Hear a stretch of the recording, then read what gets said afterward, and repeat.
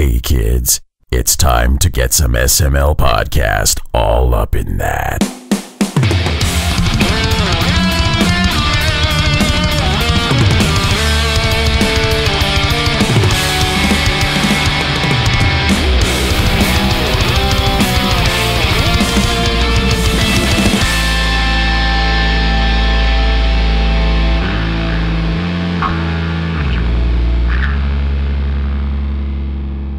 What's up, everyone? This is the SML Podcast. I am your host, Joe. We have an awesome show lined up for you today, and joining me to start things off, Pernell Vaughan. How are you doing?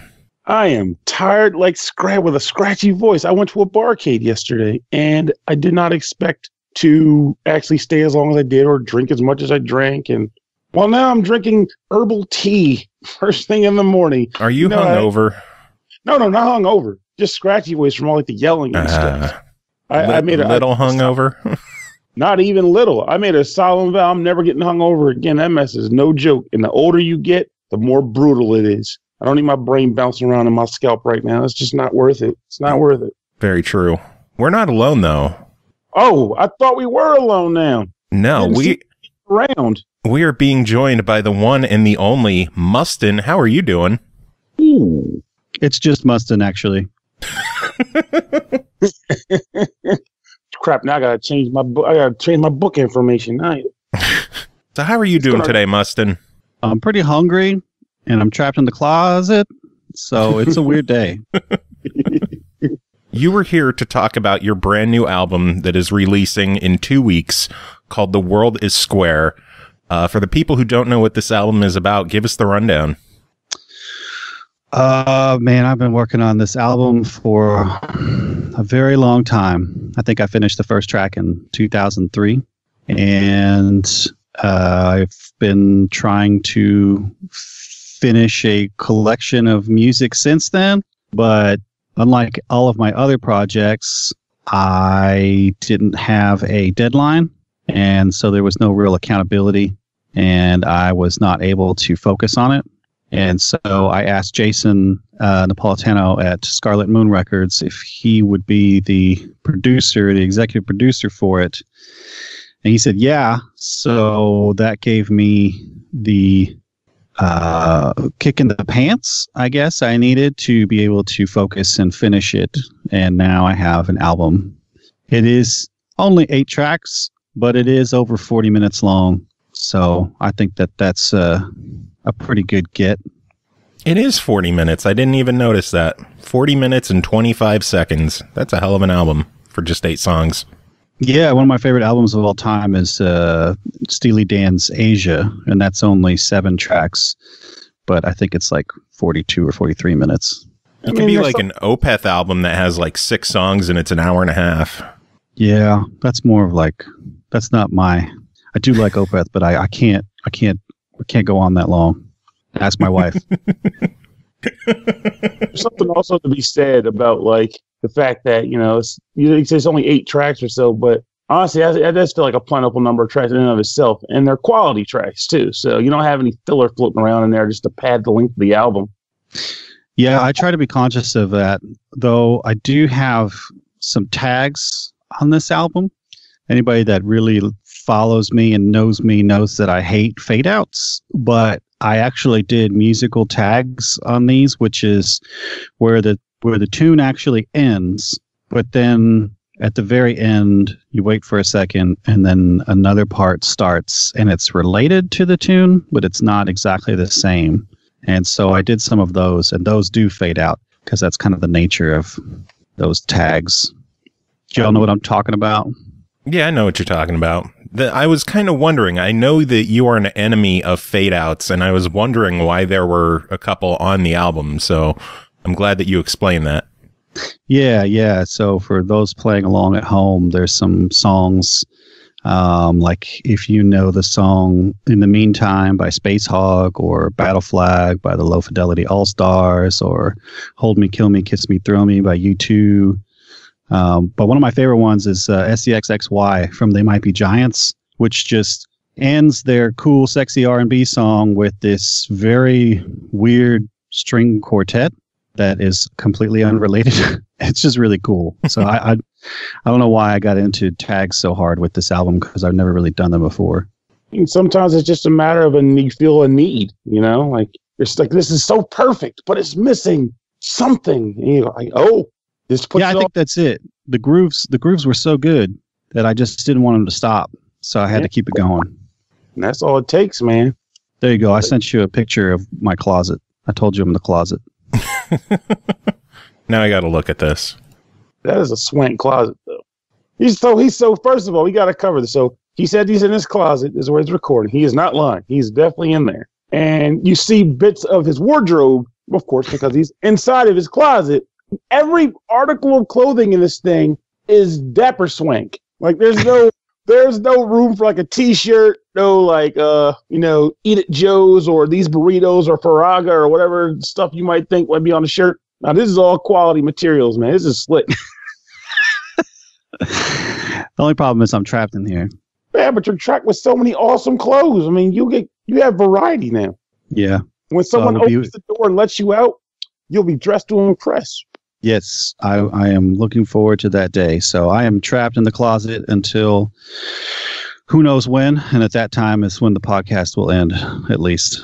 It's like 40 minutes or so. That's not that bad. Okay.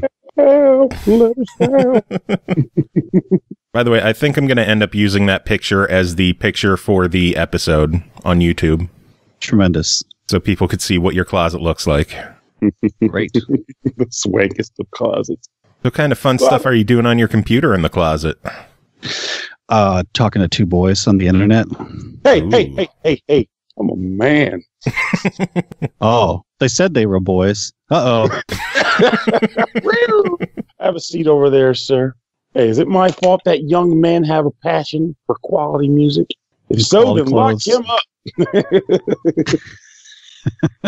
Dapper clothes and music. Man, those are quality items, though. You gotta say. So I'm a bit curious here. So I know, like you're obviously, I've known you for years as being an extremely musically talented man. Now, but I can't recall off the top of my head, so it might be good for the listeners to learn this. How many instruments would you say you generally are like you're at least like proficient at utilizing? Proficient, 0.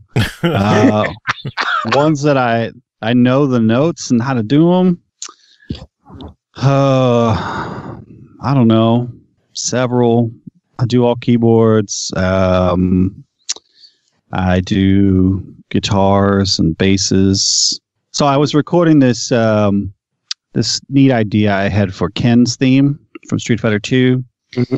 And I think I had out my keyboards just a couple of days ago. Let me picture what's out there since I'm trapped in the closet. Just crack the door open. Keyboards and electric guitar, electric bass, alto sax, some percussion stuff. So I don't know. I can piddle on pretty much anything. I did a Super Mario 3 arrangement, La Samba de Agua, that has me playing a bunch of stuff: bass, clarinet, flute, trumpet, and alto sax, guitars. I can piddle on pretty much anything. I'm always impressed by how much air it takes to play the flute versus the amount of air it would take to play like the tuba. I don't get so lightheaded playing the tuba, but the flute really wears me out. I think I'm doing it wrong. Yeah, because it doesn't go anywhere. The tuba, it's all going one place, but with the flute, it's just going over and out. So given the amount of airspace for it to travel through between the tuba and the flute, do you put equal amounts of energy into blowing each instrument? No, not. It is too. Maybe people do, but I've never been trained. I would skip class in high school and just go down to the high school band room and just grab some of the alcohol spray and this book called The Technique of Orchestration, and I would go around and just open up people's cases and get out their instruments and just learn how to play them. I use the alcohol spray. I gotta swear now that how the image that you just gave me is hysterical. Cause I just picture a guy like a bandit mask, music room, throw a rock to see if anybody hears it. Like, coast is clear. Come on, I got 10 minutes. It's like find the closet or the music room too, so you can play in there. Nobody can hear it. That's right. So I just hang out there. What's that spray for? The alcohol spray. What does that do? It's a sanitizer because these instruments go on your mouth, and your mouth is a very intimate, dirty place. And so when I would go and get out my friend's clarinet, I would try to get instruments of people that I actually knew. When I got my friend's clarinet out and would tinker on it, I would use the alcohol spray to spray his reed and mouthpiece, so I wasn't making out with him. Gotcha. Well, I'm glad you didn't tinkle on it, so that is a good thing. Yeah. Yes, because that'd be really bad. Now, did the friends actually did any of them know you were doing it? I'm hoping they at least knew that sometimes Mustin would just pop up and play a few notes. I think so. I've got a really bad memory. I don't know what my deal is. I must have got dropped a lot as a child or something. I still think about Joe, do you remember, I got into an elevator with you and my wife, and I didn't recognize you, and you've been my friend for 40 years. Yeah, it's been a long time. I don't remember getting in the elevator, though. When was this? I don't remember, but I just know that. And my wife brings it up. She's like, she just randomly will be having dinner, and she looks at me, and she's like, how could you forget who Joe Kim? How did that happen? I'm like, baby, I don't know. It's nothing personal. I just got the dumbs. I have the dumb. When two people with poor memories are trying to recall a situation, that's pretty solid. Dude, I know the feeling. My memory's been failing me as well. I think we're just getting older and we're getting dumber. Yeah.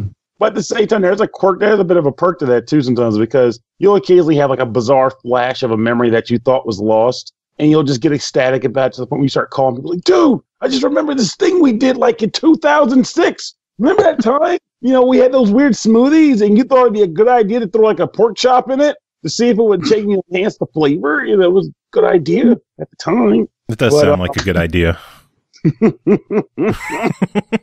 So now you got to do it. You see, I planted that idea. Now it has to be brought to fruition, because if you don't, I don't know what to say.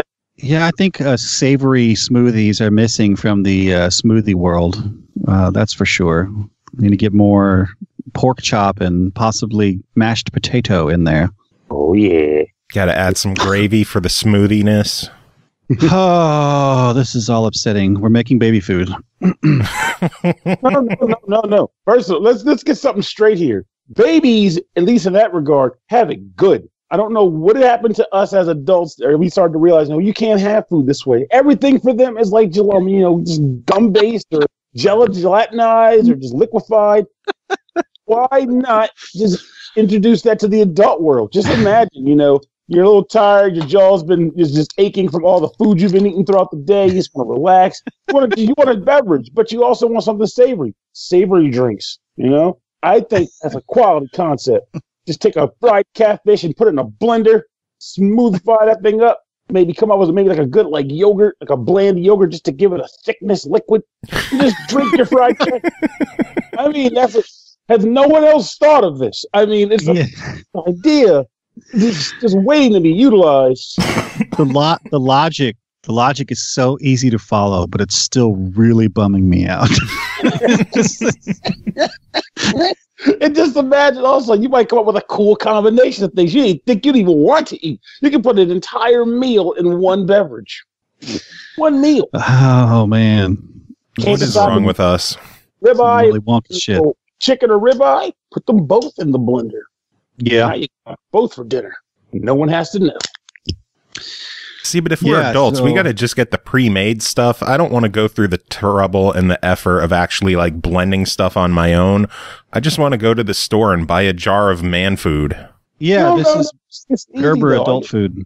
See, the problem isn't that we have to do it. It's the fact we got to clean up after we're done making it. So I propose that you get a blender, you mix all the stuff, drink the beverage, just throw the blender in the trash. Just buy another blender when you do it again. Yeah, there you go. That's what being an adult is all about, because we got money like that. Yeah, just chuck the blender in the trash. And also, they're always on sale. Just wait till Black Friday and buy 20 blenders. That means you have 20 shakes a year to go with on discount. You can't beat that. So anyway, I put out an album.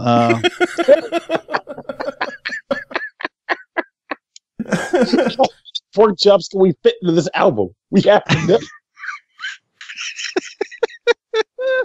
Oh my god. Tremendous. Yeah, this album of yours. Tell us about some of the songs on there. Well, there's Gravy Train. Yes. And Turkey Burger. Yeah, so this album is called The World is Square, which I named it a long time ago, and I begrudgingly yelled it at the World is Square band when I met those kids. They thought it was pretty funny because I was upset that they beat me to it, but they're all good kids, and it's a cool band.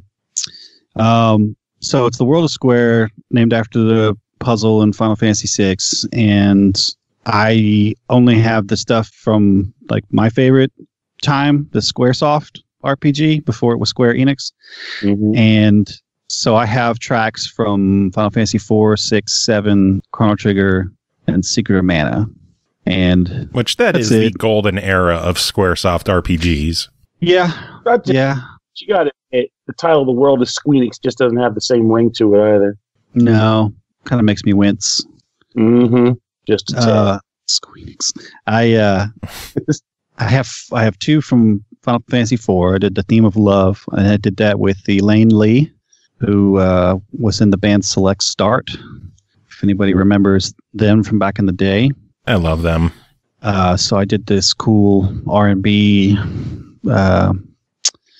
groove with beautiful violin over it, playing Rose's theme, which is awesome. And from Final Fantasy IV, I also did the main theme of the game, which is one of my absolute favorites. And that one I got Yusuf Kellybrew. He's this cool drummer, and I guess he's very much a multi-instrumentalist, and he's awesome. And he does V jams and plays just with a bunch of video game music homies, like in the MagFest scene and whatnot. But he played live drums for me, which is awesome. And then I did Final Fantasy VI. I did the Coin song, which is the sad mix of the Edgar and Sabin theme. I'm actually weird about this now because I was going to say Coin song ended up being my favorite one on the album. Oh yeah, like my favorite track happens to be the Stad mix. Yeah, I took an interesting approach that my friends that I showed it to suggested. It doesn't have a lot of percussion, it doesn't have like a drum beat the whole time because the original doesn't have any percussion. And I do bring in this nice East Asian inspired beat later in the tune, and everybody wanted me to put it in the whole time, but I didn't want to do that. And so it has this really interesting flow that Elaine, again, on the violin, really just crushed and made just totally sing for me, which was awesome. And then I did put in my fat beat later in the tune. It is really interesting. It's different from me. It's not the usual Mustin fare, but it definitely sounds like me, and it's cool. And then I also did... Before we forget, so I'm going to forget if I don't. So as you're going through this, you've mentioned what sounds to be like quite the eclectic dream team of people, but they're kind of like mentioned like in snippets, like when you get to the thing. But I thought it'd be pretty cool to just have like a rundown, like just flat out, like who other people would you say you got to get to work with you on this album, just like in one shot? Well, Elaine Lee of Select Start fame, and Yusuf Kellybrew, who is just awesome. And I got Ailshan to play acoustic guitar for me, Grandpa's guitar, as he would call it. Grandpa's guitar. Ailshan from Lonely Rolling Stars. It's kind of odd that I feel like I know him for a weird reason. And then never mind, I'm thinking about a different guy. Never mind, keep going. I was real. I had Tim Yarbrough play Grandpa's guitars on a couple of tracks. He's in the OneUps.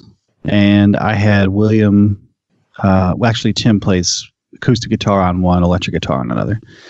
I had William Carlos Reyes from the OneUps play on one tune. He plays a jazz guitar. And I had, oh man, I should probably have the album in front of me. The album's in your mind, man. Yeah, it was in my mind. And then I put it down on whatever a CD is made out of, or digital bits, I guess. Turned into a bunch of geometric ones and zeros. That's right. I mean, we already covered that our memories are failing, so you got to, be patient. Yeah. The circular acrylic disc. Oh, here it is. I found the digital booklet. Yeah. So, I had on the first track, which was the one that I finished first, is Jacqueline Kia Marlin, this girl that came in and sang. And then the last track is Final Fantasy VII and Serenity. I've actually released it a few times, but I got Frank to do a little remaster for me. And it has Lisa Lehmans and Jennifer Graham doing vocals on that one, along with Tim playing the electric guitar. So I think that's all of the features that's all of the features. Mm-hmm. But that first one, the Secret of Mana, is buck wild because I seriously finished it in 2003. And this girl that came in and recorded, I think I met her on MySpace or something. Oh, God. And yeah. Were you a friend? You met her because you both were friends with Tom? What a coincidence, right? Yeah, right. We both knew Tom.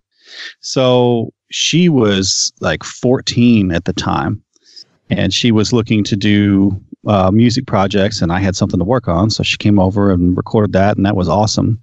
But, that was a long, long time ago. And does she know that the song is finally releasing? Yep. I sent her a copy of the CD like a couple weeks ago. I sent her a couple copies and thank you. That's so awesome. Yeah. Can you imagine, like you said, she was 14 when she did it. So it's like, imagine at this point, like she's like a whole other person now. She's like, oh, by the way, here's this ridiculously awesome thing I did. And it just came out of nowhere. It's like, here you go. The legacy. Yeah, it's buck wild. Golly, I'm old. For real, is she in her 30s now? If I'm doing the math right. Oh, man, I can't do math, bro. I think. No, she's close to 30 at least. Close to 30. And that's just amazing. I guess that's interesting to hear. Like, oh, by the way, remember that thing you did? I don't know. I was hopped up on pixie sticks and hyperactivity at the time. Half her lifetime ago, she did this song. Yeah, that's buck wild, man. I am not good at doing things by myself. That's what's so crazy, and that's why I asked for somebody else to hold me accountable, because this just had no deadline, and any deadline I imposed on myself, it just wasn't sticking. So I guess you're probably about to lead into it, but I was going to say, okay, so what would you say was the turning point on getting your productivity on track to get this bad boy put out? I'm not sure what clicked and made me ask Jason, but whatever that was, whatever made me say, you know what, maybe it's because I'm trying to do this myself and I need someone else to let down. So I went to Jason and asked him, and he said, yeah. And so that gave me some accountability because I don't want to let him down. Yeah. And so he helped me. Yeah, he helped me work with it. He listened to everything and gave me feedback. I changed the intro on the Chrono Trigger from the bottom at his guidance. Before I had kind of more of a long, drawn-out, keyboard-only thing that I was already doing on Coin Song. So he helped me rein in some stuff. Not only rein in the record, but some of my musical ideas. So he was a big help, and I think it ended up making it a great album. And then Frank Vaughan, how do you say Frank's name? I don't fucking know. Vantende? I don't know. Diggy Dis. Frank is a longtime friend of ours that does great audio production. He's great arranger himself, and he does a lot of mixing and mastering for folks. And he came in and mixed and mastered this album for me. What Dale didn't already mix himself. Dale North actually mixed that Secret of Mana track and the Final Fantasy VII track. I finished them so long ago. You know what that Dale means. did those. Seems like going forward, you need to come up with like every album or every project you need to have someone attached to it just to be the motivator. Like the guy that's just standing in the corner with their arms crossed with like a crossed like expression on their face, like, crap, I gotta get this thing done. This trial was supposed to be done a week ago. He's looking at me. Yeah, definitely. That's the plan. I got a keyboard, a new keyboard, a Yamaha MX something 49. That's it. And I needed a new keyboard to play in the OneUps that was more updated and versatile. And there was such an inspiring keyboard. There's so many cool sounds, and I was super into chill hop music at the time, listening to City Girl a lot. And I just started making chill hop music on that keyboard. So I probably have like 30 scratch tracks right now, and there's probably 10 original and 20 video game arrangements. And I'm as soon as we're done getting this album out, and in addition to putting this album out on Valentine's Day, my band, the OneUps, has an album coming out like on the 21st or something of February. So once all that dust has settled, I would like to take this chill hop stuff and put out some demos and then shop it around. I think I would go to the different video game labels that are out there now, like Tiny Waves and Game Chops and Materia, and see who will help me the most to finish making this album. Who will cross their arms the hardest? Yeah. Get Jason back on the job. Yeah, who's going to send me a cardboard life-size cutout of themselves crossing their arms that I can put behind my computer monitors and will force me to work with great intensity? I gotta ask, so there's an interesting concept I've come to realize when it comes to like a lot of bands like this. So like, time happens, you were younger, you had time to spare just playing games and playing instruments and just living your life. And as you become older, you have to give something up sometimes because life is getting hectic. You have the misses, you may have some kids, you may have a steady job, and unfortunately something has to go. And usually ends up being the games. But I noticed the passion for the music in the games that you played before never truly died, which is how you're able to still continue to make these exceptional recordings based on those experiences.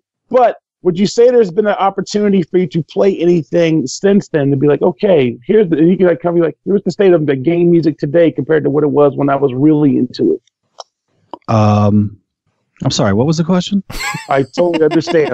All over I think it's just bigger. That's all. You're right. I don't have a lot of time to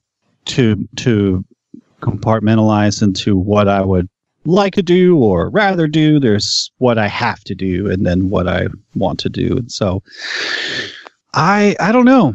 It's an interesting relationship, music and I don't necessarily separate the video game from the non, but I definitely recognize it. So what I mean is that I see a lot of people talking about Celeste and its soundtrack. I don't know what that is. So then I go and listen to it one day, and the first time through, I kept listening to it, but I wasn't super just hooked right away. But after it was done, I found myself going back to it later in the same day. And then I think I didn't listen again for another couple of days. And then when I listened that next time, I was hooked. And I've listened to it. I probably listened to the full OST for Celeste a couple of times a week at work. And 'cause I just love it. And Lena just knocked it out of the park with this. So that was, back in its hype. And then the OneUps got the divine calling to perform at the PAX West Penny Arcade Expo. And just because I know people and I know how things are and I see things on Twitter, I was pretty sure that Lena Raine, the composer, lived in Seattle, and I figured she'd probably be at PAX doing panels and stuff. So I just reached out and said, hey, my band is coming to PAX. We play video game music. We would love to play music from Celeste on stage, and if you would like to come join us, we would love to have that. And so she wrote back and said that she had been a fan for a long time and that she would love to do that. That was awesome. That's slick. So we did that. So it was such a cool surprise for the audience that I was able to say, do you like indie games and do you like Celeste? Well, cool. Well, here to help us play the music from Celeste is the composer of Celeste. And people just lost their minds. And we played a version of Reach for the Summit, and it was fun. And up until that time when she was on stage with us, and that was great. And then, months go by, and then here we are in the first couple of weeks of January. I see Celeste on my kids' Nintendo Switch. And it was only a few bucks because I had so many points or whatever. Mm-hmm. So I bought it. That was the first time I played and saw what the game actually was. Oh my God. I had no idea. I'd never played it. I'd seen a couple of stills because I was looking at looking for the composer information and stuff, but I'd never seen it in motion. I didn't know what it was. I heard people saying it was hard but beautiful. Didn't know. So I bought the game and I started playing it, and I was like, wow, I know all this music. So it's not about the games for me so much as it is about the music. So I have loved this, listened to this many times, worked with the composer, did this arrangement with the band, and then now we have a wholly separate arrangement that is going to blow people away. Lena doesn't even know yet. This is super exclusive, but we have a version of Reach for the Summit that I can't pronounce its name. It's on the new OneUps album, and it's sung completely in Portuguese. It is a bossa nova. It is absolutely incredible. One of the coolest things we've ever done. Damn. And blow sales through the roof. I can tell you right now. So it's very exciting.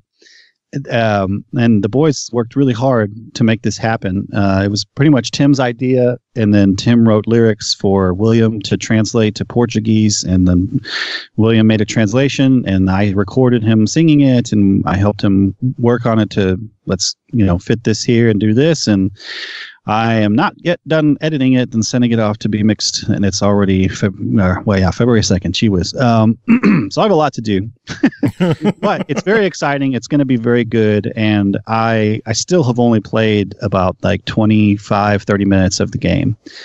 So video game music, regular music, abnormal music, whatever. I make time for music, and if the games come with it, that's cool.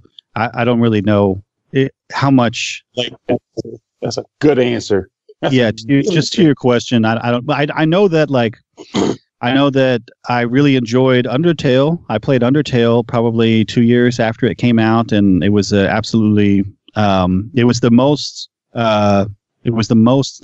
visceral, emotional experience I had since playing Chrono Trigger. So I thought that was pretty amazing, and I love the music in that game. But I had the same experience with that music that you had with Celeste before you played it. Where it's play, but the music is so good. Same thing. I listened to that soundtrack a lot before I played the game, and then I played the game, and then the context of it made it more emotional and stuff for me. But it was But anyway, I was looking at what are good. I guess they call it couch co-op now, because you can play so many games online. I wanted to find a good game that the four of us could play, my wife and my two crotch fruit. and I heard about this game, Overcooked 2. Yes, I was hoping. And so I found this game, and I just read about it, and I didn't look at any videos or anything, and I kind of just jump into things because I like to have an experience. And I bought this game, and then we all sat down and played it, and it's just like the most crazy game, and it's so much fun, and like some of the music is really good, and I'd like to do some arrangements of it. So that's on my list of things to do. So things are still happening. I make time for games, but I make it with my family more. And again, with the OneUps, I think Tim Yarbrough and the band, I think he has a Switch, and I think he played through Mario Odyssey. Otherwise, he just was seeking out stuff. But he brought in Steam Gardens for the OneUps to learn, and we turned it into a authentic surf rock tune and recorded it and got it all done and set it aside. Then my kids get a Switch for Christmas, and one of the games they get is Mario Odyssey. And then I go and hear my daughter and her friend, they're playing the game, and they're in the Steam Gardens or whatever, because that's what it's called. And it's a freaking forest, and the music doesn't fit at all. Like what? Like, well, this is like a surf rock tune, and it's in this forest where I'm expecting, Beware the Forest mushrooms from Mario RPG. So it's just really interesting. It's great, and it works in its own weird way because it's Mario and it's Koji Kondo. But it was so interesting to see that, like, when you have an idea of something outside of the game first, and then what it is inside the game, it can be such a shock. But these tracks that I did for this album, The World is Square, all came from a nostalgic, emotional place. And I think that's why, even after all these years of working on it, where I did finish the last one, at the end of last year, they still have a consistency to them because of that long love and nostalgia for those musics, if that makes sense.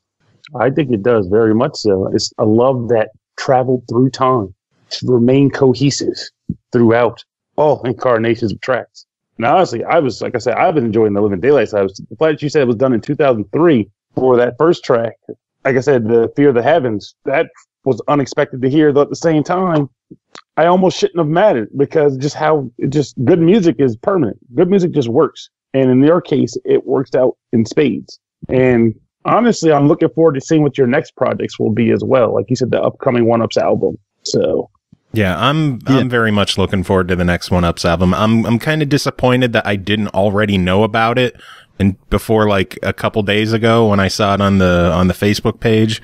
So I'm very excited about more OneUps.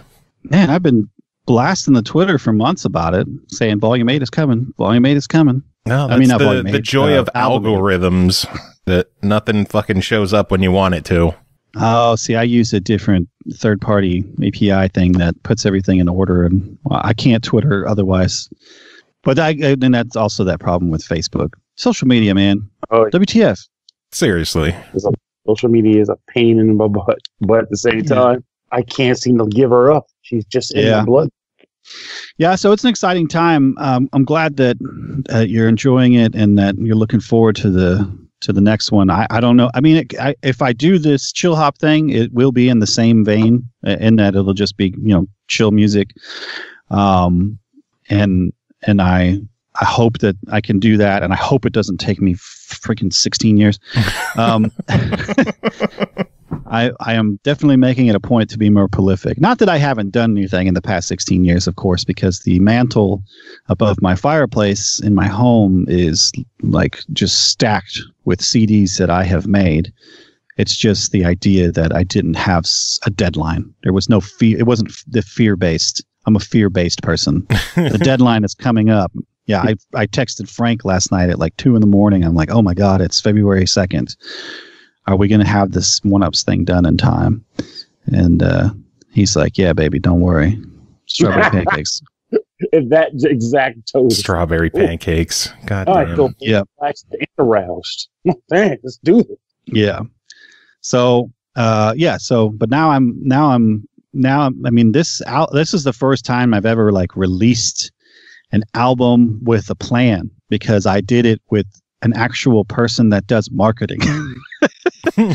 So I've had these CDs in my hands since November, the beginning of November. You should have sent me one. I'm waiting on mine.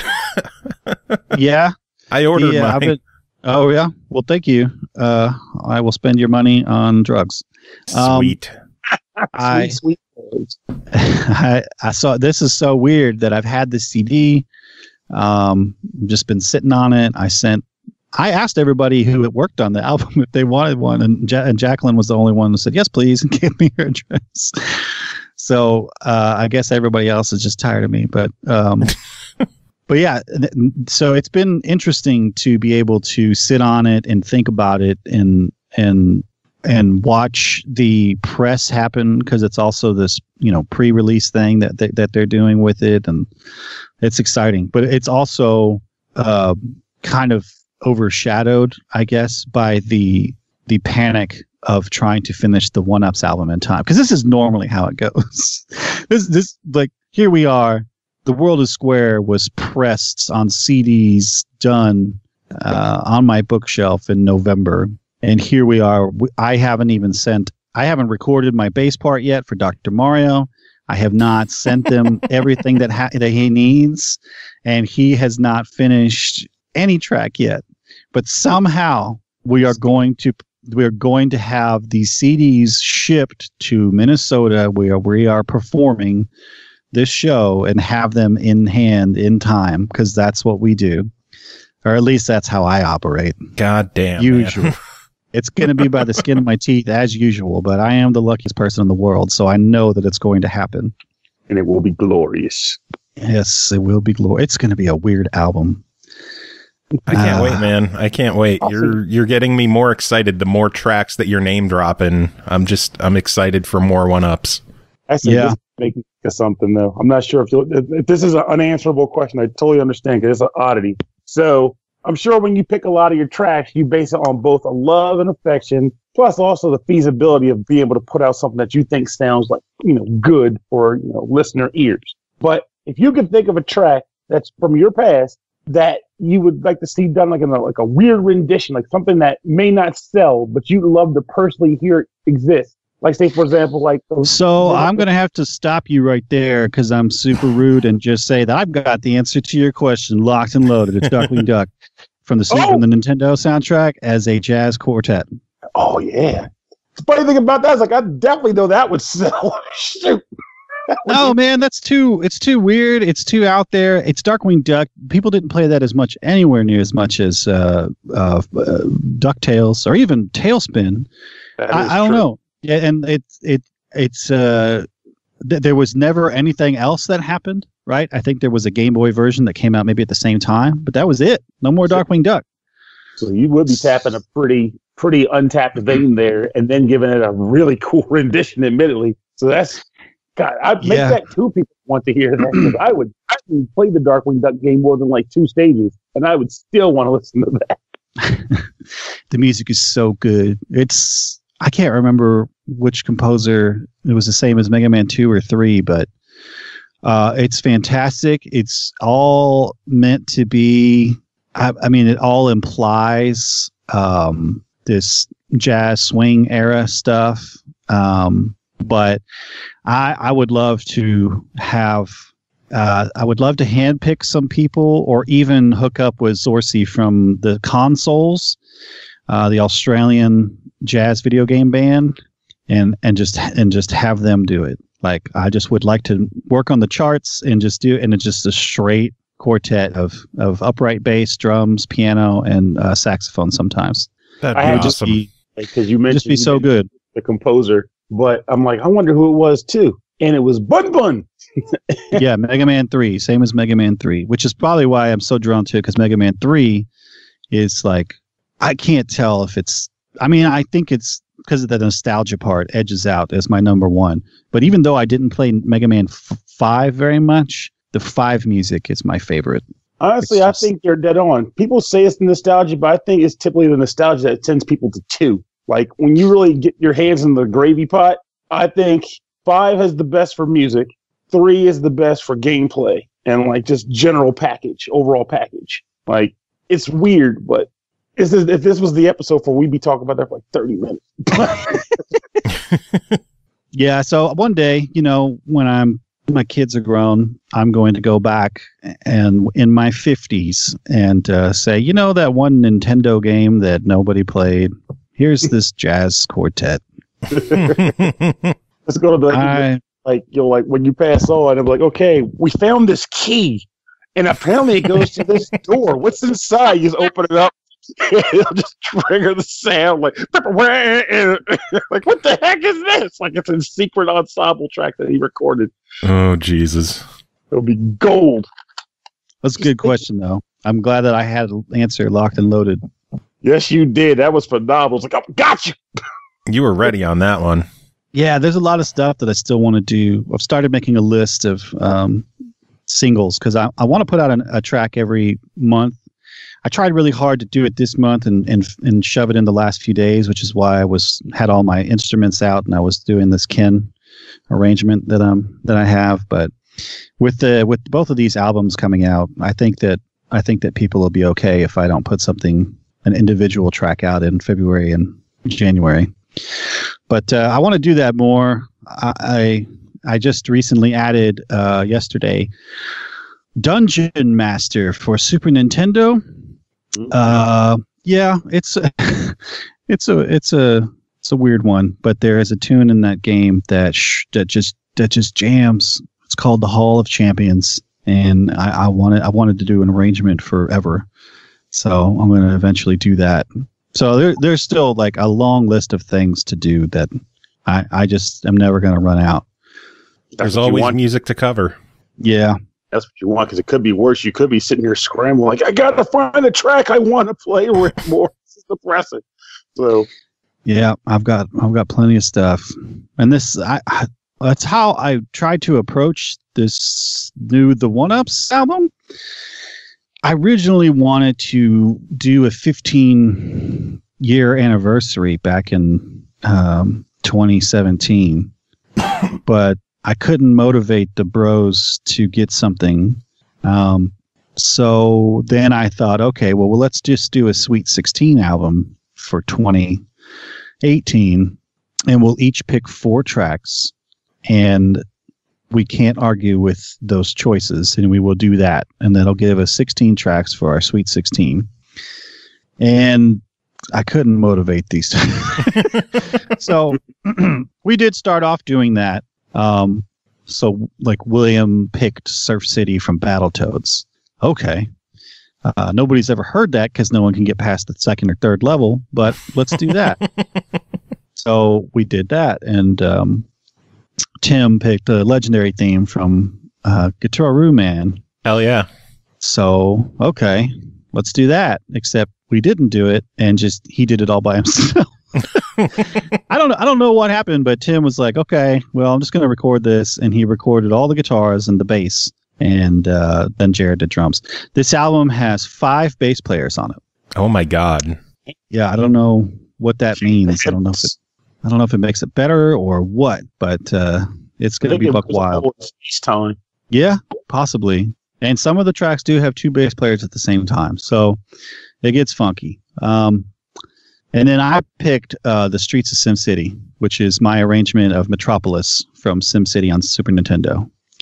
And I'm so excited because I finally got to do my full horn section that I've always wanted to have in this band. It's buck wild, y'all. It's a full on jam, just like my version of the like Saturday Night Live intro.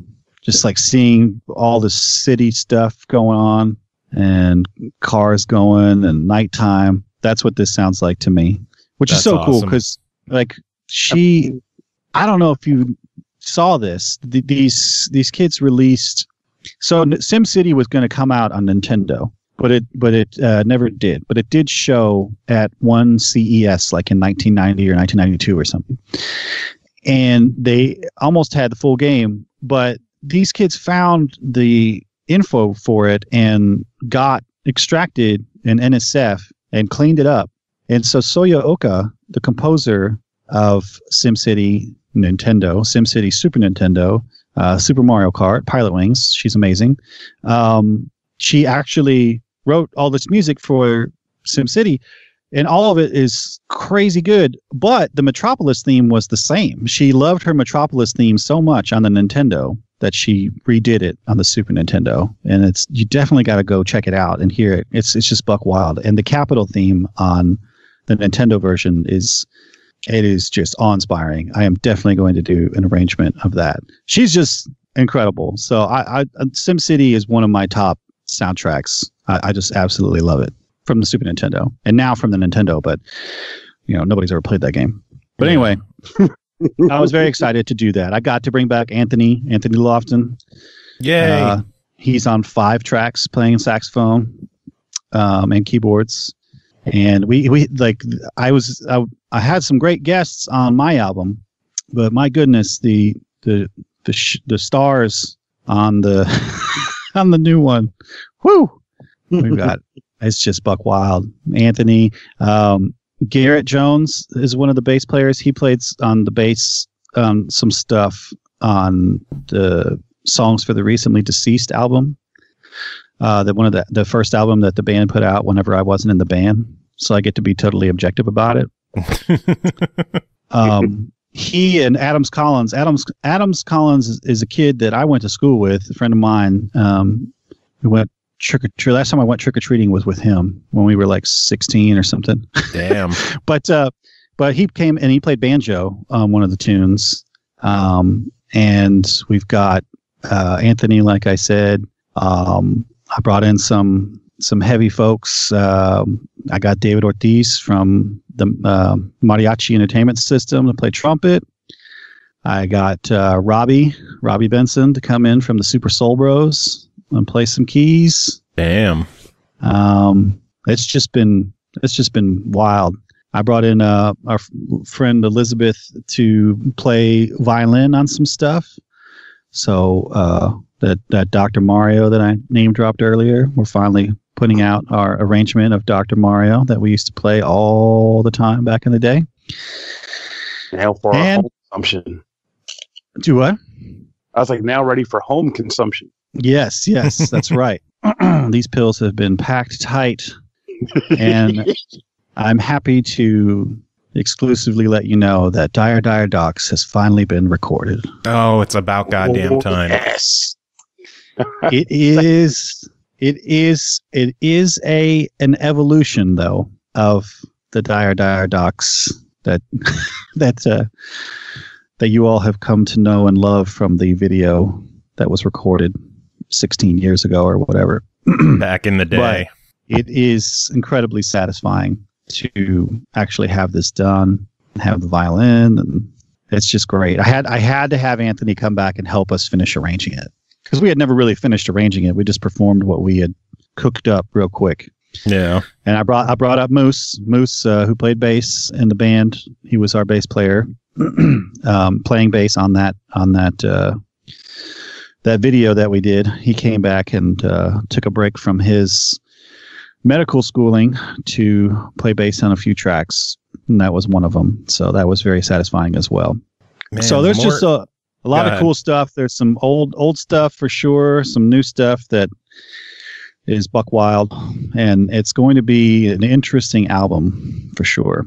And my ears are all kinds of ready for the magic that's going to come into their drums as this bad boy drops.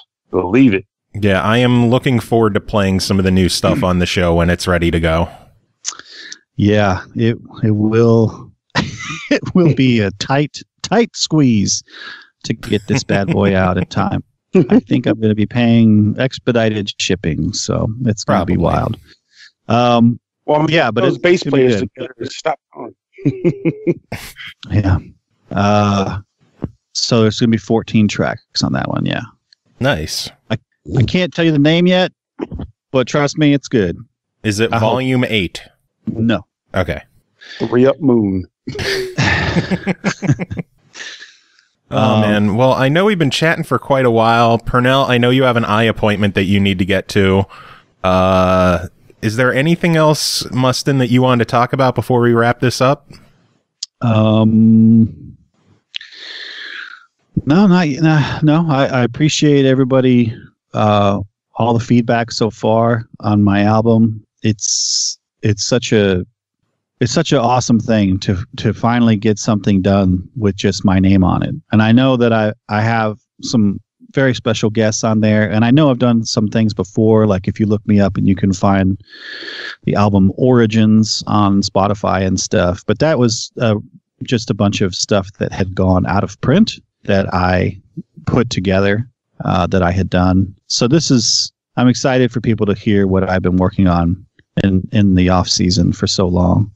And the response has been overwhelming, to see it announced on Famitsu and see like hundreds of likes and all the shares and stuff. It's been very awesome. So I'm really excited about that. And I'm very excited to do the OneUps album with you.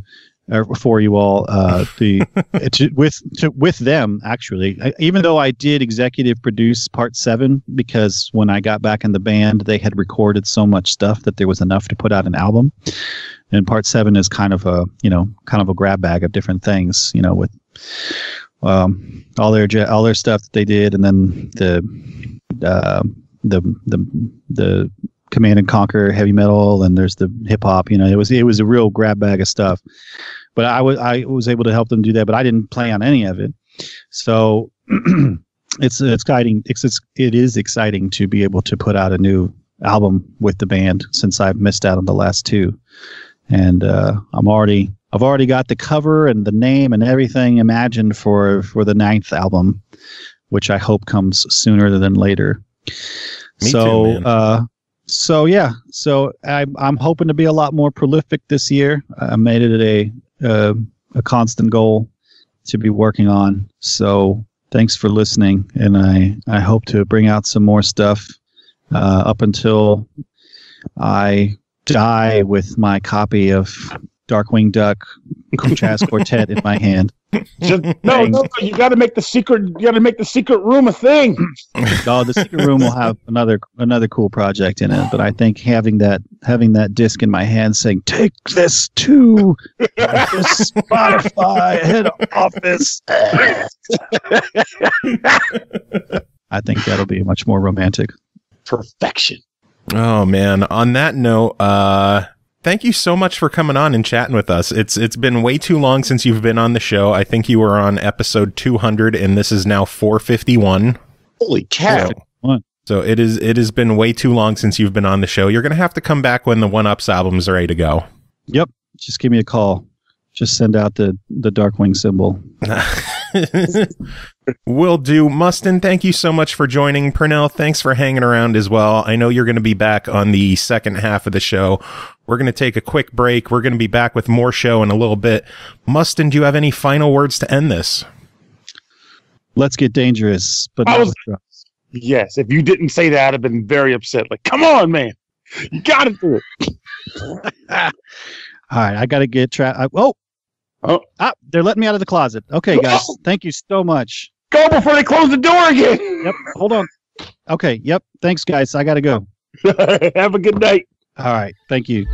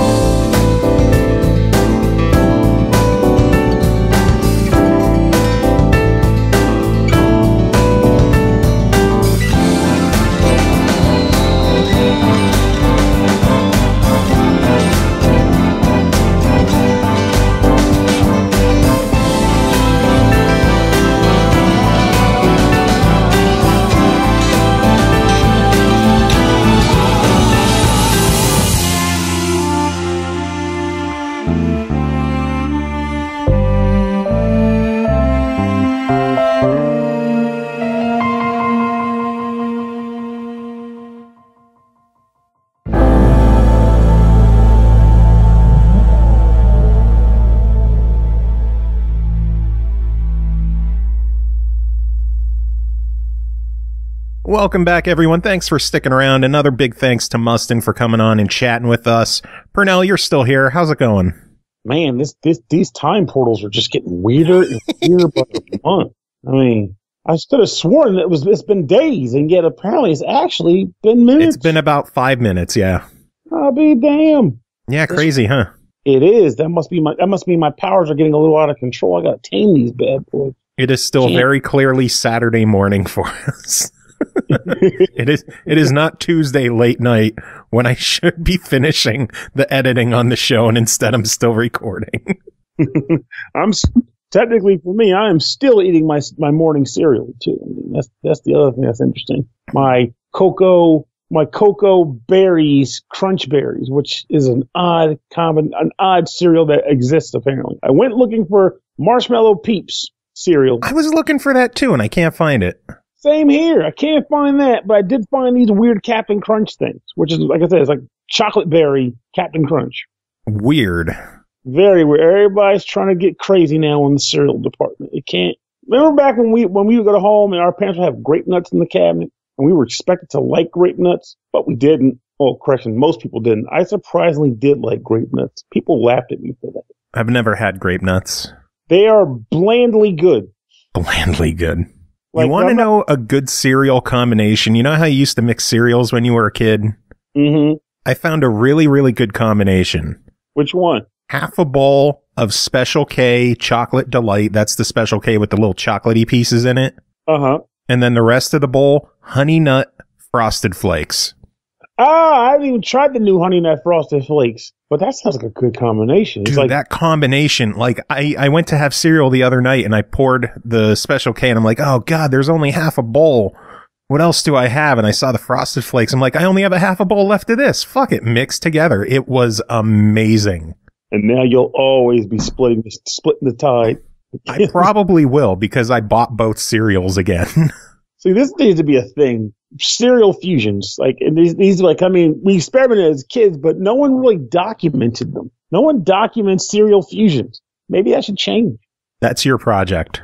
I can get down with that. I'm already looking for like the area's best wings. I got cereal fusions, and maybe you can get a studio could be listening to this right now, and they'll come up with an idea where their next roguelike game will involve blending cereals for status effects. That would be slick.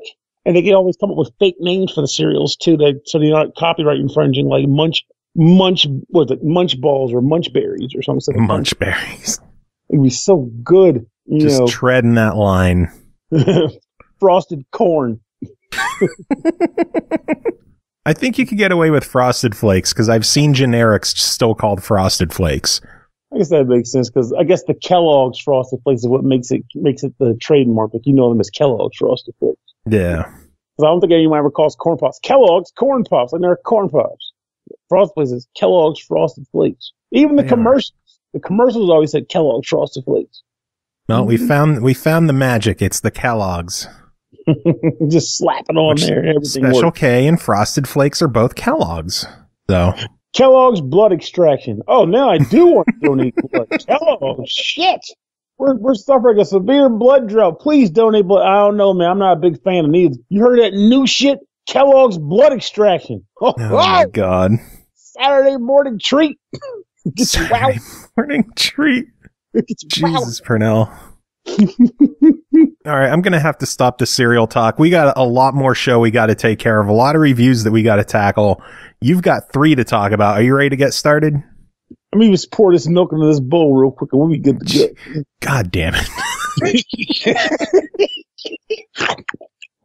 What's the game? You're insane. Anyway, first game that we have to talk about tonight is called Record of Agarest War Mariage, developed by Idea Factory, published by Idea Factory International, released January 31st on Steam for $29.99. This story explores reincarnation through several generations as the archdemon continues to spawn, even after the current hero vanquishes them. In this strategy RPG, fight as the hero or the chosen one who is trusted to produce an heir who can put an end to the archdemon once and for all.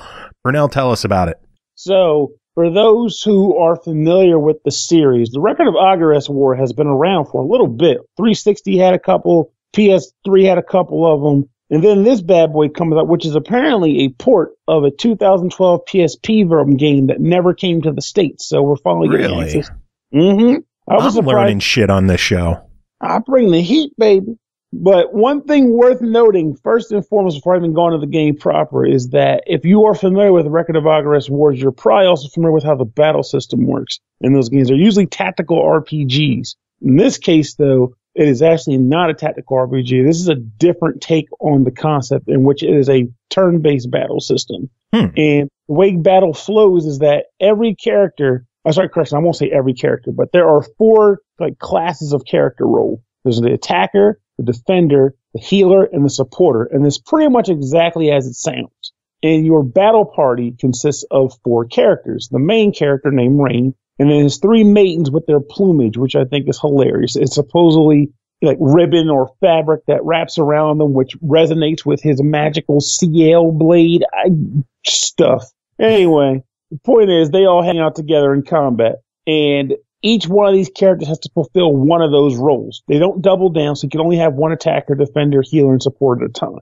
And in addition to leveling up your normal stats, when you level up, you can also level up the role for the person. And as you level up the role, they'll gain new skills that they can use while they are in the position of that role. However, you are incentivized, very much so, to switch the characters to different roles at different times in order to keep them kind of evenly based and balanced and leveled up, because one character's defender role, for example, won't be like the another character's defender role. They all learn unique skills and abilities within each respective role. So you might have one character who is a better healer at certain times than the other character is, or attacker for that matter. So it behooves you to go back and forth and try to balance those roles out and get the proper skills that you need. In addition to that, though, the combat that utilizes things is, like I said, turn-based. You can see the character turn order in the upper right corner. But the way this game works, which is kind of interesting, in addition to what I mentioned earlier with roles, is that there's something called a link skill. And what happens is if more than one character is in sequence in combat, and you have enough GP, it's one of the resources in the game, enough GP to use it, you can use, MP. You can use a link skill to make them all gang up on the monster at the same time and do more damage to it, which is good for, if you just want to kind of maybe just rock a guy out before he has a chance to strike on a fighting turn or something. You'll do more damage as a group than otherwise. But in addition to just doing that for the purpose of damage, you also develop an affinity in the event that the main character, Rain, who is a guy, is in a linked combo with one of the maidens. If all 4 of them, for example, are in a link combo, the main character develops affinity with all 3 of the maidens. It's pretty handy if you're just trying to boost those affinities. Why are you boosting the affinities? Because you want these girls to love you. Why do you want them to love you? Weird shit. But anyway, the point of it is, when you boost the affinity enough, eventually you'll end up going to the end to relax for the day. Usually, as in typical games, you rest at the end, you'll level up. You'll get your health points and your GP and your MP back when you rest at the end. And just to cover something, GP in this instance does not mean gold pieces. It's actually another resource for using skills. It threw me off for a while too. Anyway, when you're at the end and you rest up, if you built your affinity enough up with one of the girls, you can have a conversation with them at the end. And through these conversations, you'll be able to learn more details about the girls you're hanging out with.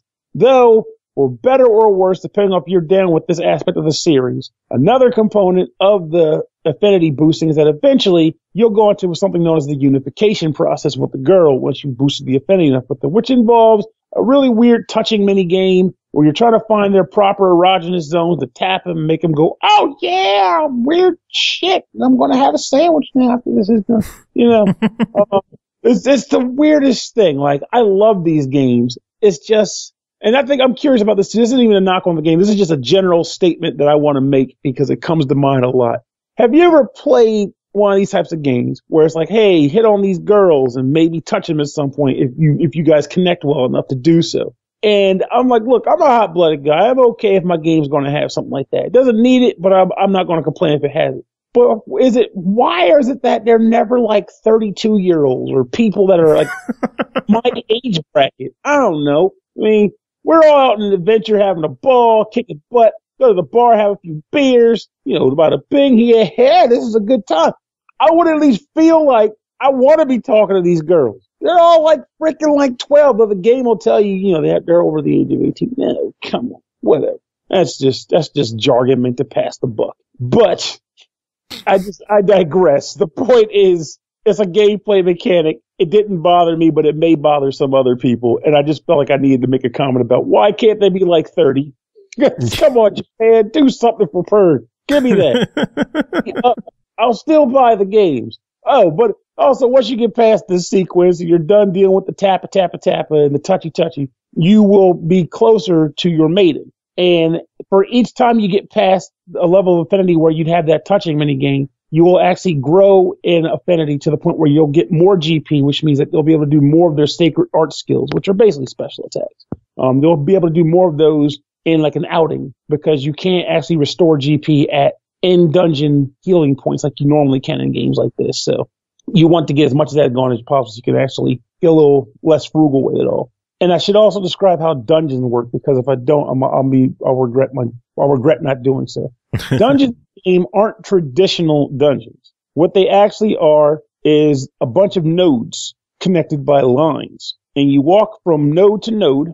And each time you reach a new node, any branching paths from that node will appear, allowing you to decide on which direction to go next. What this results in is dungeons that don't necessarily have any real flair to them, but at the same time, you don't really get lost in them. It's like a bare bones variant of what a dungeon could be. And that's not necessarily a bad thing. I found myself being perfectly content with it because as you're walking across the lines, enemies can attack you. And if you're in the mood to grind, you can just press the 2 trigger buttons if you're using a controller. And you'll just go into an instant battle immediately. So you only have to walk back and forth to trigger battles, which I like. It's just kind of nice to be able to just say, hey, I want to fight guys until I'm tired of it. Or I don't feel like I want to get lost, but I can see all these different nodes and where they go. It's an easy peasy method of just getting around the dungeon. No stress, no muss, no fuss. And also different dungeons can sometimes have affinities ratings to them, meaning that some elements will be stronger and some elements will be weaker. So you might be in a volcano, and while you're in the volcano area, fire attacks are stronger, but water attacks are weaker. Something like that. So you might want to balance your armor or your skills out to account for that.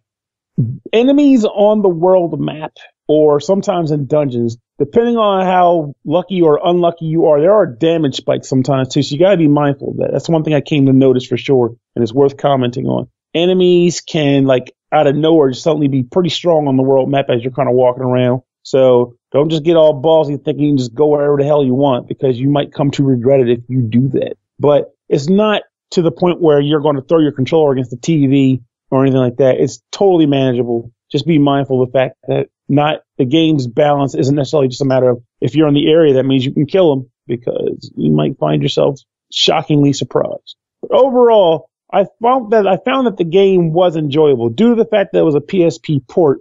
I think it's worth mentioning it specifically because I didn't know it when I first started playing it. And while I'm not usually a big graphics hound, even still, I was like, this doesn't really necessarily feel visually impressive. Like, it doesn't look bad, but there's nothing that's going to make you gasp and go, whoa, that spell looks amazing. Or, who those backgrounds, dude? Nah, you're playing a game that was on the PSP in 2012. Only now they liven it up a bit more, as far like they added a little bit more detail to the character models. And of course, it's not on a tiny screen. So, but yeah, plus the Agarest war games have never been huge about like pushing graphical limits. It's more about the gameplay. I agree with you there wholeheartedly, friend. And honestly, the gameplay here, as far as I'm concerned, is solid. I actually found myself really wanting to actually engage in those combats that I mentioned earlier, because I wanted to get more levels into those support roles so I could see what will this character learn as a supporter versus a defender. And have my options open for when a boss comes around to kick the living tar out of me. But it's just a genuinely fun game. Like, it's only worth mentioning the whole eroge sim thing in case that's not your cup of tea. But honestly, if you're already a fan of Agarest games, you know what you're getting into. And if you don't, well, I just explained it to you. So yeah, you're welcome. Well, then $30 on it. What do you think? I think it's a solid buy for series fans. And if you're not a fan outright, it's at least worth a try. Take what I said to heart. And if it sounds like stuff that may appeal to you, jump on in and see if the water's right for you, because I think it's fun. I think you'll enjoy it. Awesome. Next game to talk about is called Tangledeep, developed and published by Impact Gameworks, released January 31st on the Switch for $19.99, previously on Steam. Enter the magical world of Tangledeep, a beautifully polished dungeon crawler inspired by classic 16-bit RPGs. Colorful characters, a unique job system, tons of skills, items, and diverse environments with deep turn-based roguelike gameplay, a different adventure every time you play. Pernell, what do you think of it? Well, you might remember. Oh, my king, you freaking remember. I think it was last year, maybe early last summer or last spring, I reviewed Tangledeep for the PC. And while I'm typically not a big PC guy, I did enjoy this game and also felt that if it was on a console at some point, I'd be very happy to give it a try there. And holy crap, it ended up on the one console that it was perfectly suited for, being a handheld hybrid console Switch. Tangledeep is sweet. It is a very deep, classic-style roguelike game with some modern conventions that will make you feel right at home when you play it. For starters, when you boot the game up, it asks you what mode you want to play. There's an adventure mode which isn't as harsh on you if you end up dying in a dungeon, meaning that if you die, it kind of like cuts your like job point skills, which I'll get to, and your experience and all that in half, and then make you start with all of your items from your safe intact and like whatever talent improvements you made intact. But all the way up to like the hardcore mode where if you die, it erases your save file. You got to start from scratch. Eesh. So you have every end of the spectrum at your disposal here. When you start the game proper, your main character is able to select from a multitude of classes. I think it's like 11 or 12 or so. And each job class provides you with a variety of job skills you can learn as you level them up. And eventually you gain the ability to change jobs. And when you change jobs, you are able to keep the skills you learned from the old job and gain skills from new jobs. But the only thing you ultimately end up losing is whatever job points you earned from combat, because they stay on the job itself. Like you move between the jobs. You can't like carry job points from one job to another. Like that'd be kind of cheating, you know? Yeah. But you'd also lose the innate skills that came with it. Cause you know, there's like that thing that makes the job always unique. You don't get to carry that over. But otherwise, there's a lot of mixing and matching you were able to do if you want to go down that rabbit hole. In addition to those skills, there's also weapon skills you can learn. You typically have to pay for those in town with job points. There's a guy that will teach them to you. And those job skills can only be used if you're using the weapon that you're equipped with the weapons they're meant for. Which isn't as bad as it sounds, because unlike a lot of roguelike games or just games like this, period, you can switch between 4 different weapons on the fly, which is pretty sweet. So, like I had a axe, a club, a bow, and a sling, and I would just alternate between them as I needed as my sword master went and just kind of wrecked shop on enemies. The controls, you would think that it would be a little bit more rough to play this on a console, given that it was designed for PC, but they did a pretty freaking good job of adapting this to the Switch. I had no problems adjusting to it. Essentially what it is I guess we should call them the face buttons for walking, like the cross buttons. Let's just call them that. They are used to walk up, down, left, right, and in any of 8 directions. But if you feel as though you'd rather use the thumbstick, you can actually hold down the thumbstick, and as long as you're just doing that, you'll be able to like kind of aim the cursor in the direction that you want to perform an action in. So you can say hold up and right on the thumbstick, and then it's like just to make sure you're like actually focused on the enemy you want to hit that's up and to the right of you, and hit the A button, and bam, you're whacking them in the face. But if you feel as though you just want to walk using the thumbstick or the analog stick, you can just hold down A and hold the thumbstick in the direction you want to walk, and you'll just walk around, which to me, I found it much better than using the mouse. Because I didn't like to like click, click, click, click every freaking where. I want to walk places and do things. Yeah. You can press the X button, and it allows you to like kind of cycle through like whatever your hotkey skills are. And it's a pretty smooth transition when you're doing that. You can use the right trigger button to bring up your like a sub wheel, which lets you use like your escape portal to bolt from the dungeon, or to use a flask to drink from, which is basically a healing over time item that you can refill by finding fountains within the dungeon. And aside from that, there's just like a lot of random other stuff that just goes on in this freaking game. There are like sub rooms in the dungeon that you can find that allow you to like clear them out for extra experience and job points and items. There are quests you can take on in town where you can go into the dungeon and look for bugs. It's like champion boss monsters and just general like secret areas of the dungeon as well. There are boss encounters. There is a monster raising component where you can catch monsters, take them back to town, groom them and feed them to make them like you, and then breed them to make stronger monsters. And then you can take any of them into the dungeon with you to fight with you. That's you can cool. plant. It's really cool. You beat him till it's like Pokemon. You beat him to like 15% of health or lower, and then you whack him with a mallet, and then you drag him home. It's so weird.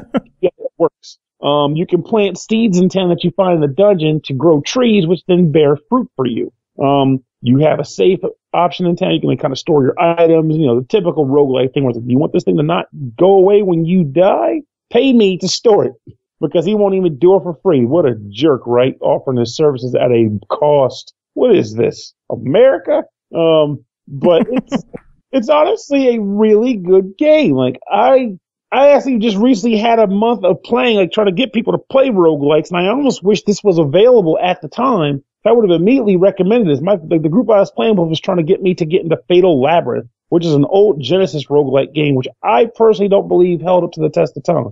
But this game, with its 16-bit art style, it kind of reminds me of like Secret of Mana, actually, the way the art style turned out. But the 16-bit art style and the polished gameplay feels more like a solid, hey, you feeling retro, play this game type game than like an actual game like Fatal Labyrinth would have. It's legit. There's a lot going on here. I want to say it was made by like one guy. Yeah, Andrew Aversa. Yeah, can we talk to him, right? Yeah. He was an awesome person. I like that guy. Good musician, too. He did the music also. Yep. The music is also really good. He's known online as Zircon on Overclocked Remix. Oh, wait a minute. I think he's the guy that made... No, I'm thinking that's I'm almost positive he made a Blaster Master track that I like that's on there. I'm about to look that up after this is done. But I think...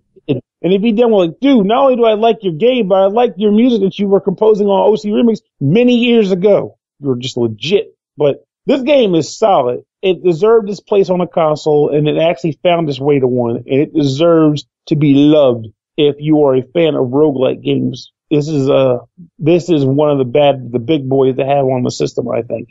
Well, then overall, $20. What is your verdict? Definitely worth the money. Worth every penny. Pick it up. Good. I will. You should. There's also unlockable jobs. I forgot to mention that even. It's a good game. Nice. Yeah, I plan on picking this one up. I'm waiting until our next paycheck, and this one is on my wish list. Yeah. Although I'm still holding out hope that it comes to Xbox and PlayStation as well. It may. I'm not sure. Like, I'm actually surprised they hit the Switch first. Usually the Switch is coming up in the world as far as like getting the first hits. Oh yeah. Not that I can complain, because it's definitely, I mean, lack of achievements / trophies aside, it's my favorite system right now. Yeah, I'm loving the Switch. I just picked up a Katamari reroll today. They did another print run of it, so I was excited about that. And whereas in my case, episode veteran Chris Taylor talked a mean game about that last 5 minutes or something like that. Mm-hmm. That one is something, that game he used to call Hopiko. Like, they were both on sale, and he was like, they're on sale. And I was like, shit, I have to buy them. My whole excuse for not buying the last 5 minutes was that I was like, well, I like the sound of it from the review, but it's just, I don't want to spend 40 bones on it. Well, now it's 20. Crap, I guess I gotta take the bite. Hooray for sales. That's right. That's what I need. And they're still shaking me down hard. Meanwhile, Kingdom Hearts and Resident Evil 2 still sitting there and shrinking. Everybody's all like, oh my God, I'm playing Kingdom Hearts. I'm like, dude, I'm playing Hopika. Oh my Lord. Anyway, you got one more game to talk about. We should probably get to that. The Book of Unwritten Tales 2, developed by King Art Games, published by THQ Nordic, released February 5th on the Switch for $29.99. Legend foretold it, prophecies predicted it, chosen ones chose to believe in it. Now the adventure saga continues. A sequel is coming. Join Wilbur, Ivo, Nate, and Critter in another classic point-and-click adventure in the wicked world of Advantasia. Help them fulfill their destiny, a destiny as yet unwritten. Pernell, tell us about it. I just like the fact that there's a character whose name is just straight up Critter. That is freaking gold. But as far as this game goes, one thing worth mentioning immediately right out the gate is that you kind of already mentioned it yourself or touched on it, but this is a sequel to another game, the Book of Unwritten Tales 1. And while the Book of Unwritten Tales 1 is not a required game in order to enjoy this one, there will be references to things that you may not pick up on outright if you have not played that game. Because there's like relationships that already exist, that kind of deal that you know about per se. But at the beginning of the game, they kind of give you like a rough like lead into like, hey, these are these people, or I was this guy, and then I'm not that guy, and crazy shit. And they just kind of give you like a really brief rundown as they're also explaining the controls and stuff to you, and they kind of just dump you right into the game. But it is honestly an entertaining point-and-click adventure game. Coming from a person who personally never was a big person really into point-and-click adventure games. The closest I ever really got to them was like the Phoenix Wright series, because I was so enamored with the story, like that and Danganronpa. But before those guys came along, and I guess 999, I pretty much avoided all of that stuff. And I haven't really been picking up a lot of other ones aside from those three series. But there's no reason for me not to try another game in the genre. And honestly, I was glad to do so because this game is pretty nice. There's an absurd amount of dialogue in it, but it should be, because the whole idea is that you're clicking on things, you're learning about what those things are. The character that you're controlling at the time will probably give some kind of interesting banter about the object. If you talk to people will have full-blown conversations with you along with multiple dialogue options, and you'll just kind of wind through those. And it's all voiced, too. That's one thing I thought was interesting. There's not a single line of unvoiced dialogue in this game. It's like everything, which is good, though, because if you find yourself feeling like you'd be droning on, like the pass out, if you're just like, it's too much reading here, which, God, I feel like I have so much ADHD by even saying that. Too much reading in my games. But you don't have to worry about reading if you don't feel like it, because everything's being spoken as well. And the voice acting is, honestly, in my opinion, it's high quality voice acting. There's no issues here. Same with the actual OST. It's orchestrated, sounds really nice, and it puts you in the world that you're exploring as you're just kind of touching and pointing and clicking on things. The crosspad, or rather the movement in the game, can be a touch bit eerie or iffy. Like, I wasn't too big on the walking around sometimes because I feel like I'm clicking the button and the character didn't just kind of want to turn around and start walking properly, so I had to like almost like back her up like a car. But but ultimately, it wasn't a deal breaker. And one of the things that they added to the game, which I thought was pretty nice, is that if you hit let me look at my damn Switch because I don't know the button layout. I'm old. If you hit the X button, it'll actually highlight or display everything you're able to interact with in the room. So you can just use the right thumbstick to scroll over to it, click it, and your character will walk up to it, and you'll be able to interact with the thing. As you get inventory items, you are able to select it and then either combine it with something if that's the thing that can be done, or you can just use it on the object that you need to use it on. And for the purpose of not letting people cheat, the earlier described X button feature does not work while you have an item selected. So you can't like pick up a stone and then like just press the X button and let the game tell you what to do with the stone. Like, no, you still got to figure all that out, That's the game anyway, so you should want to figure it out on your freaking own.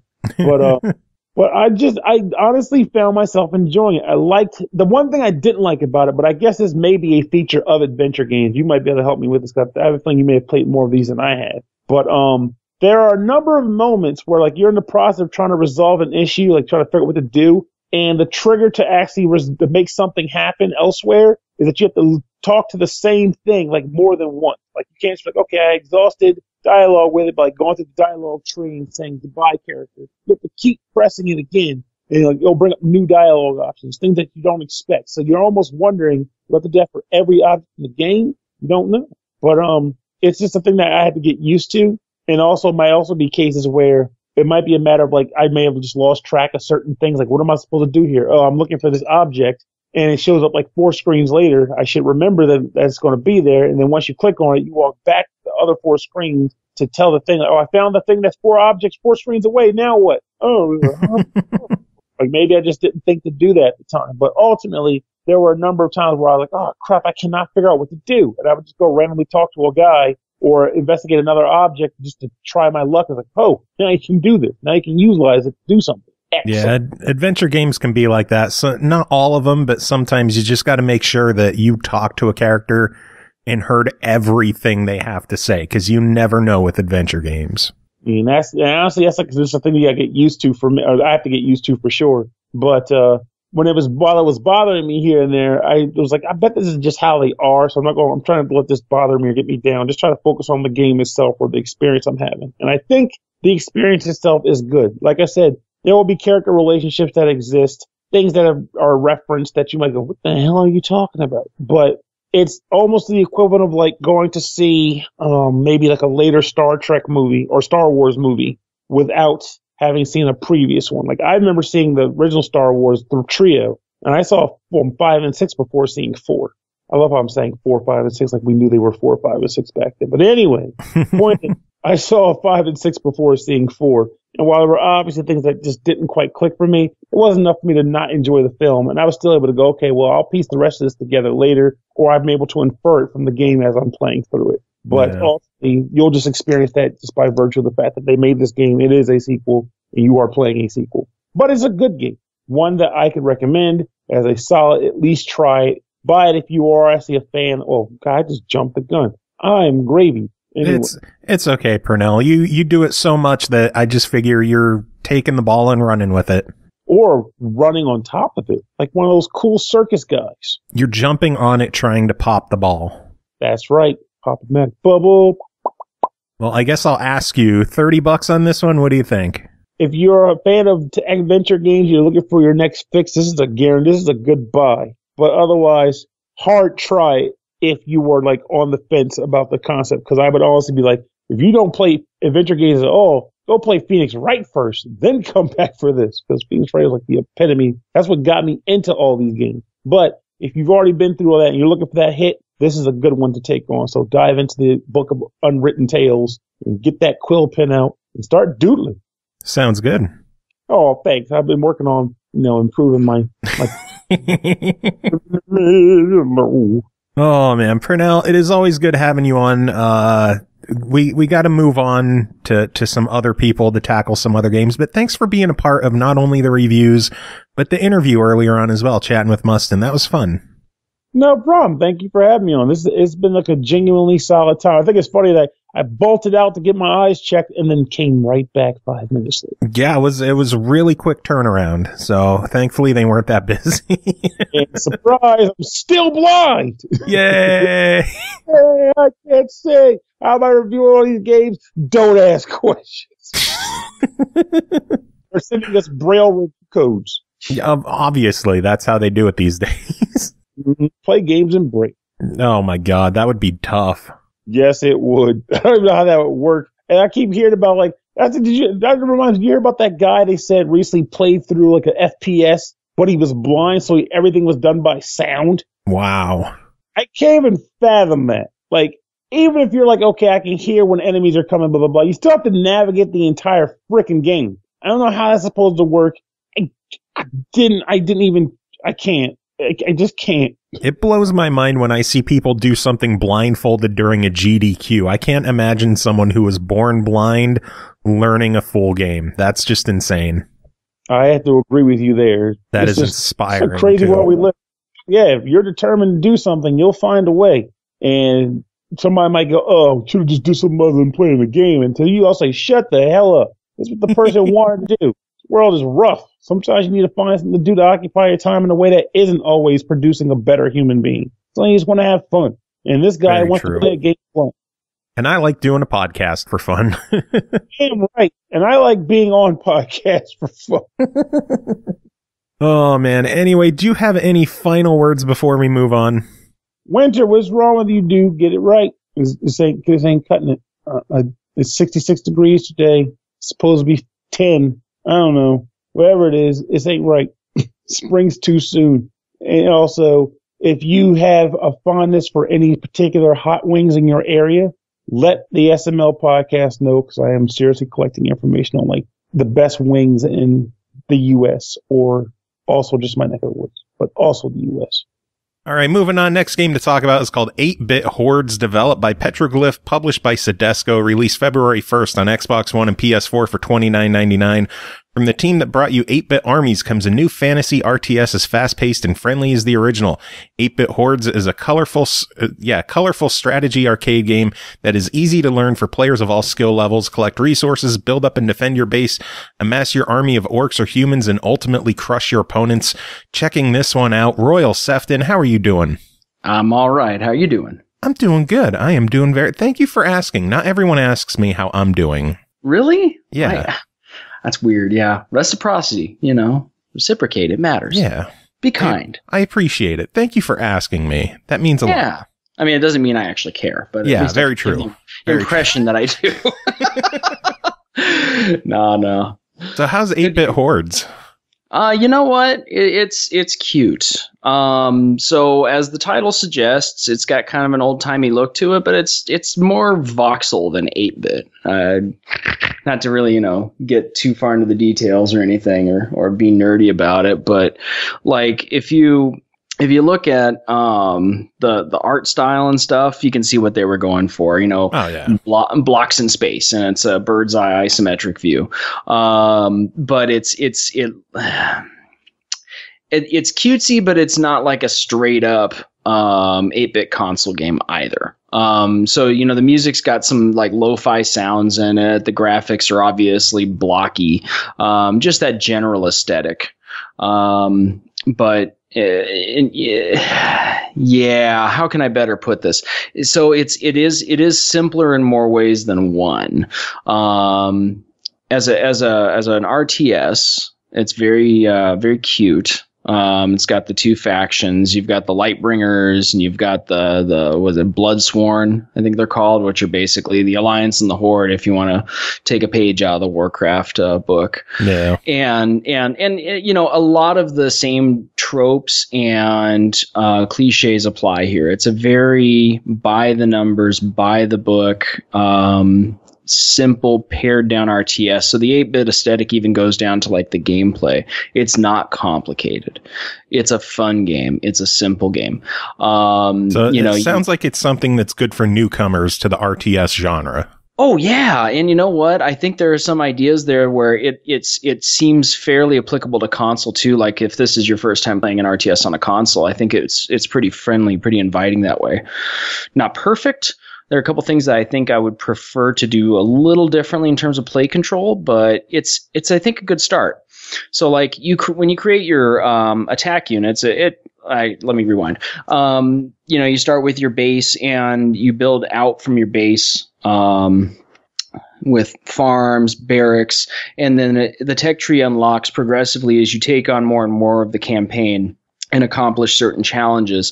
There's like a bronze, silver, and gold. Bronze is all you need to finish a part of the campaign, a mission.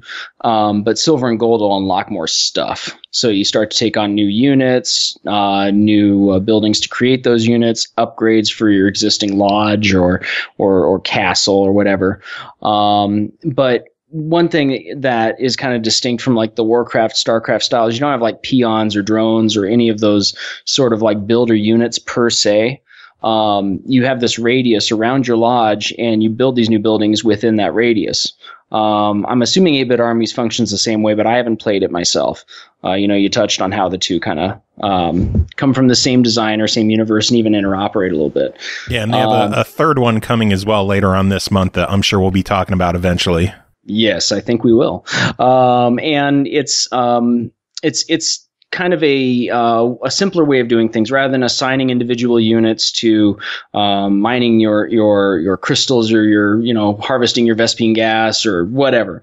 You simply have these mine carts that'll go back and forth to retrieve your gold, your riches, and they actually just kind of pull up to this spigot, and then a whole bunch of stuff drops in, and they go back and take it over there. We don't manage them individually.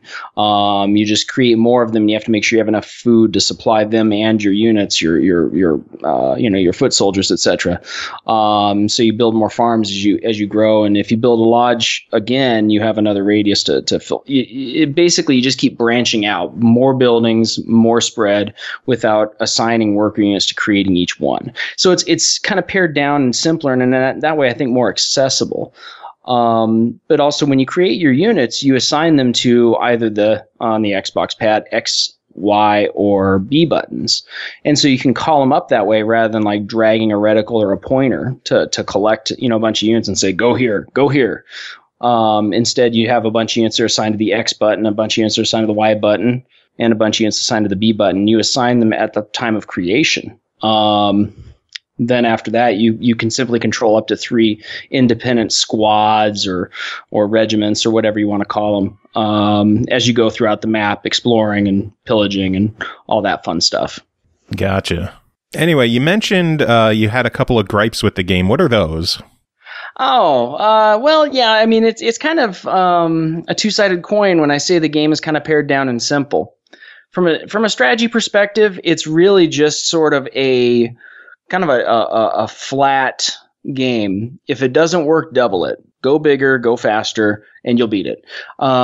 It's not a game of great strategic depth. I don't know if that's a reasonable expectation going into it to say I want my RTS to be challenging. Well, okay, it can be kind of challenging because if you're really racing to put together your army, and you know you're just not fast enough at it, for example, then I could see that being a challenge. But it's not like there's any sort of complex nuance in what you build versus what your enemy has for you to take down. You progress throughout the tech tree, you create a bigger, badder mob, and you eventually just overtake everything. It's a very simple strategy game in the end. That's not necessarily a bad thing. It's just that, manage your expectations. This is not going to be a game of tremendous depth. Yeah. I also kind of found it just a little difficult to control. There's this sort of jog wheel type thing that you use to create your buildings and your units. On the Xbox pad, left button will bring up buildings, right button will bring up units. Shoulder buttons, and you have to hold the stick in a certain direction, and there's like 12 or 16 notches, almost like a clock, that you have to point toward to pick up your units. So I want to say 12, and it's just kind of clumsy. Like, it was hard to keep it pointed right at the unit you want. I would have preferred something where you can use left and right to go across, or maybe it's operator and there's some better way to do it that I just missed. But it was just kind of difficult to identify the unit I wanted to build or the building I wanted to build. Also, when you first start out, there's so much of the tech tree locked down. The obvious answer to that is progress through the campaign, but sometimes it's little things like you see all these potential areas where you want to expand. Well, I guess that's not really the focus of this campaign mission. Let's just, stomp on through it. Yeah. And eventually you can circle back and you can, really take it for what it's worth if you have more stuff to enjoy. More stuff is always good. Yes, this is a game about more stuff. I think that there's a lot about it that's a lot of fun. So none of these gripes are things that should be taken with any great weight. We're not looking at the next big Blizzard title here. This is a fun game. This is a fairly lighthearted game. And to that end, also it's a little immemorable. You don't play this game for the story either. This is really just about raw, get down and make war. That's pretty much it. Cool. So overall, $30 on this one. What do you think of it? 30 could be good. I feel like 30 is a little taller than what I would want to pay. So to me, that's not an insta-buy price. I definitely think that 30 is the most anybody should pay for this game. I would say that if it was running for 15 or $20, then you would definitely get your money out of it. If it's 30, you really like RTSs, or you want to build on that 8-bit armies that you already purchased, oh, sure, then you already know what to expect going into this, I think, and it's nice to have that. So, it's not all bad. Definitely in the try it realm. I personally don't think 30 is quite the right price point. I think that's a little high. Yeah. I think they're looking at a way to release all three of them together at a combined price. I'm not sure what they're thinking of for a price to get the whole thing. I think 60 for all three of them would be good, but that's probably something we'll talk about later on in the month when we talk about 8-bit invaders. Yeah, roger that. I think that's probably the best way to go, because you already get 2 campaigns with this game, and then if you're going with the other ones, you're going to get additional campaigns. You get lots to do. You can do multiplayer where you combine these universes. I think that right there would be just the whole trifecta. Buying this by itself, I think that's part of the reason why I feel like that price might be a little high. So a combo deal, I think, would definitely be a good way to go with that.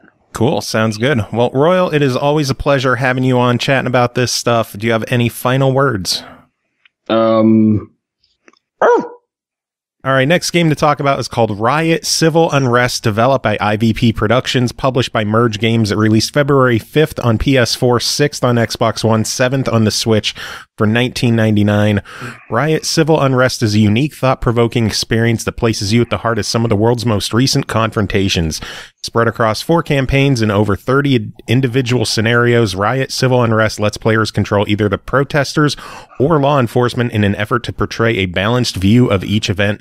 Checking this one out and dying on the way. Jacob Garner, how are you doing? You just told them.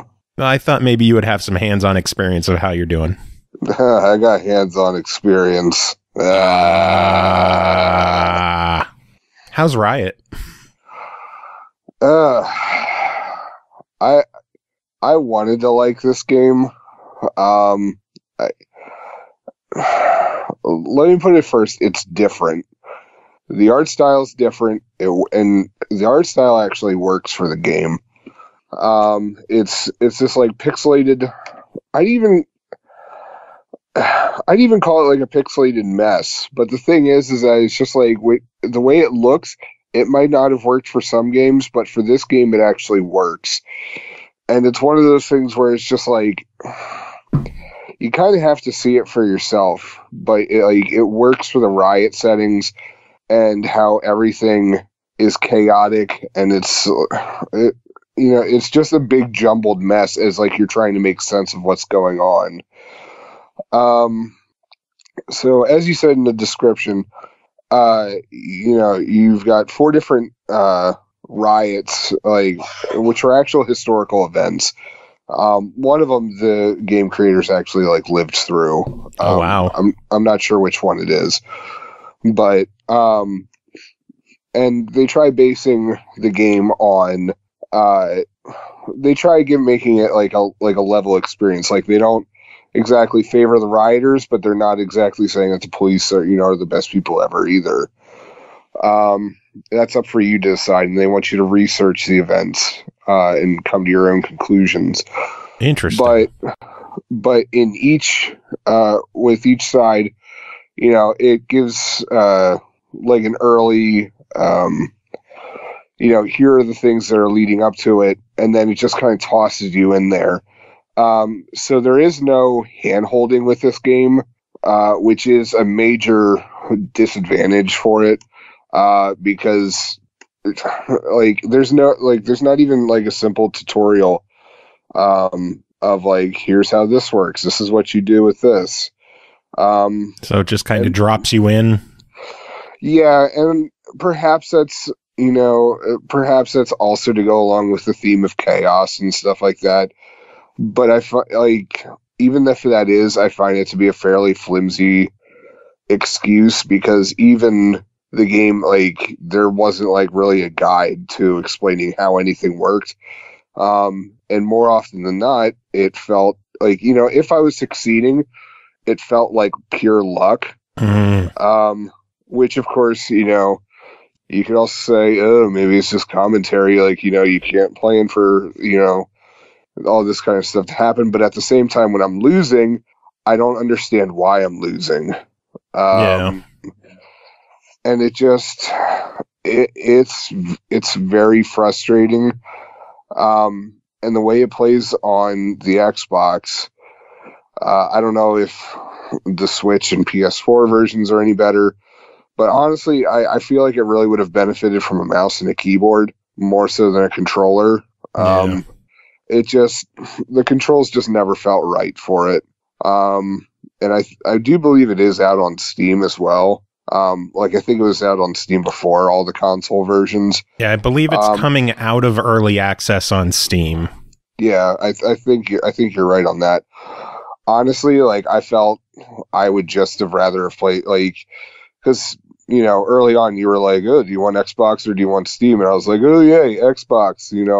I'll get achievements and all that other kind of stuff. Honestly, for gameplay wise, I really felt like I should have gone for the Steam version. I felt like I probably would have had a better handle on how to actually play the game, and it probably would have worked better. It's a weird title. It really is. Like, I feel like there's a lot of potential with it. And there's a lot of stuff that feels right for it, but there's also a lot of stuff that it just just doesn't work. I don't know. I wanted to like it. I really did. Like, what do you do in the game? What is the gameplay? Okay, so you're given the two sides. So you're either on the protester side or you're on the police side. And the protester side, you are given pretty much the point of each level is to quote unquote win. But of course, you know, the gameplay makes you examine, you know, is there really a winner? Is there, you know, are you actually winning if you have to resort to, you know, XYZ? So you can make your protesters just like sit there and lie down. You could have them like show off like what's going on social media, or you can have them like start throwing rocks or Molotov cocktails and stuff like that at the police. Meanwhile, if you're choosing the police side, the police are far more orderly. There's actual like units that you could do. Like there is a shield unit, which, you know, will take up more hits from the protesters and stuff like that. There is like a type of unit that will take that will just shoot bullets and projectiles at the protesters. So it's just like, you know, do you send in the troops? Do you try to, you know, put up barriers and stuff like that? And it's just, there's no like, as I said before, like there's no training whatsoever with either side. And so it's just like, when things are working, you don't know why they're working, but you're like, all right, cool. But at the same time, when it's losing, like, or what it seems like losing, you also don't know why you're losing, you know, and you don't know how to fix that. It's a big chaotic jumble with everything. And when you're controlling on an Xbox controller, you know, you use the A, B, X, Y buttons to, you know, perform various functions, but you have to stop and figure out, like, first off, like, what the game is trying to have you do, and then how to guide everyone else. So it's just, I don't know. Like, it just seems like chaos. Yeah, and I mean, like, I know that that's part of the point of the game, but like you need a little bit more control on the chaos, right? Or at least a little guidance as to, like, you know, this is how this works. Even if there was a better guide, like within the game itself, to explain, like, this is what this button does, or, you know, even just a guide would have been helpful. But there's nothing. And I don't know whether that's you know, from the game makers, whether that's intentional or whether it's just, you know, just bad game design on their part. I'm not exactly sure. And it's one of those things where it's just like, I'd like to see this be developed further. It's not a bad idea. It's just really frustrating with its execution of it. Yeah. And again, you know, you have to question, you know, were they doing this for art's sake, or was it done because this was just poorly implemented? And it's a weird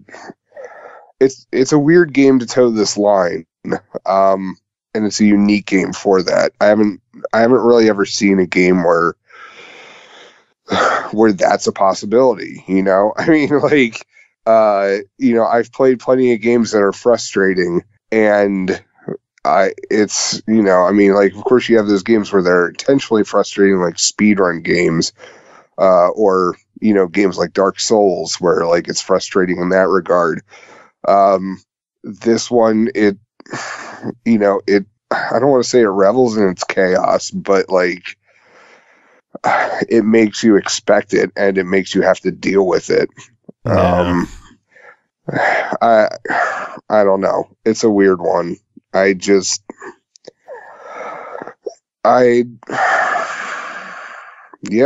know. It's just like, I mean, to be honest, like my gut instinct would to be, and this is going to sound weird because usually it's like, would you tell people to buy it right away or no? I'd be like, wait for a Steam sale, buy it then, and then so you could try it, and then if you like it enough, then go off and buy it on the consoles. You know what I mean? Yeah. Because honestly, I think too, you'd probably have a heck of an easier time playing the game with keyboard and mouse as well, which we're not going to see on any of the consoles. You know what I mean? Well, Xbox does have support for keyboard and mouse. It just depends on whether or not the developer wants to implement it.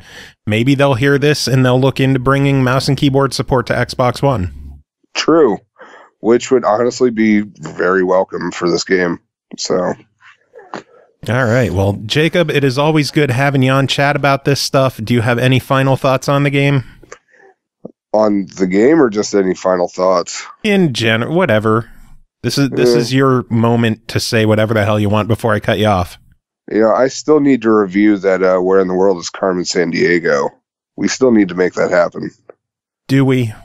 Yeah, well, I thought it would be funny. I mean, come on. I mean, the game... It came out in 80, like the version I've been playing is from 85, which means we'd be reviewing a 34-year-old video game for a company that has now changed hands like 5 times and no longer exists as we know it. True. Plus, the Netflix show just came out. And finally tonight, we're bringing in our good friend Chris Taylor. Chris, how's it going? Going great. Just got my copy of Etrian Odyssey Nexus in the mail. I didn't know that came out already.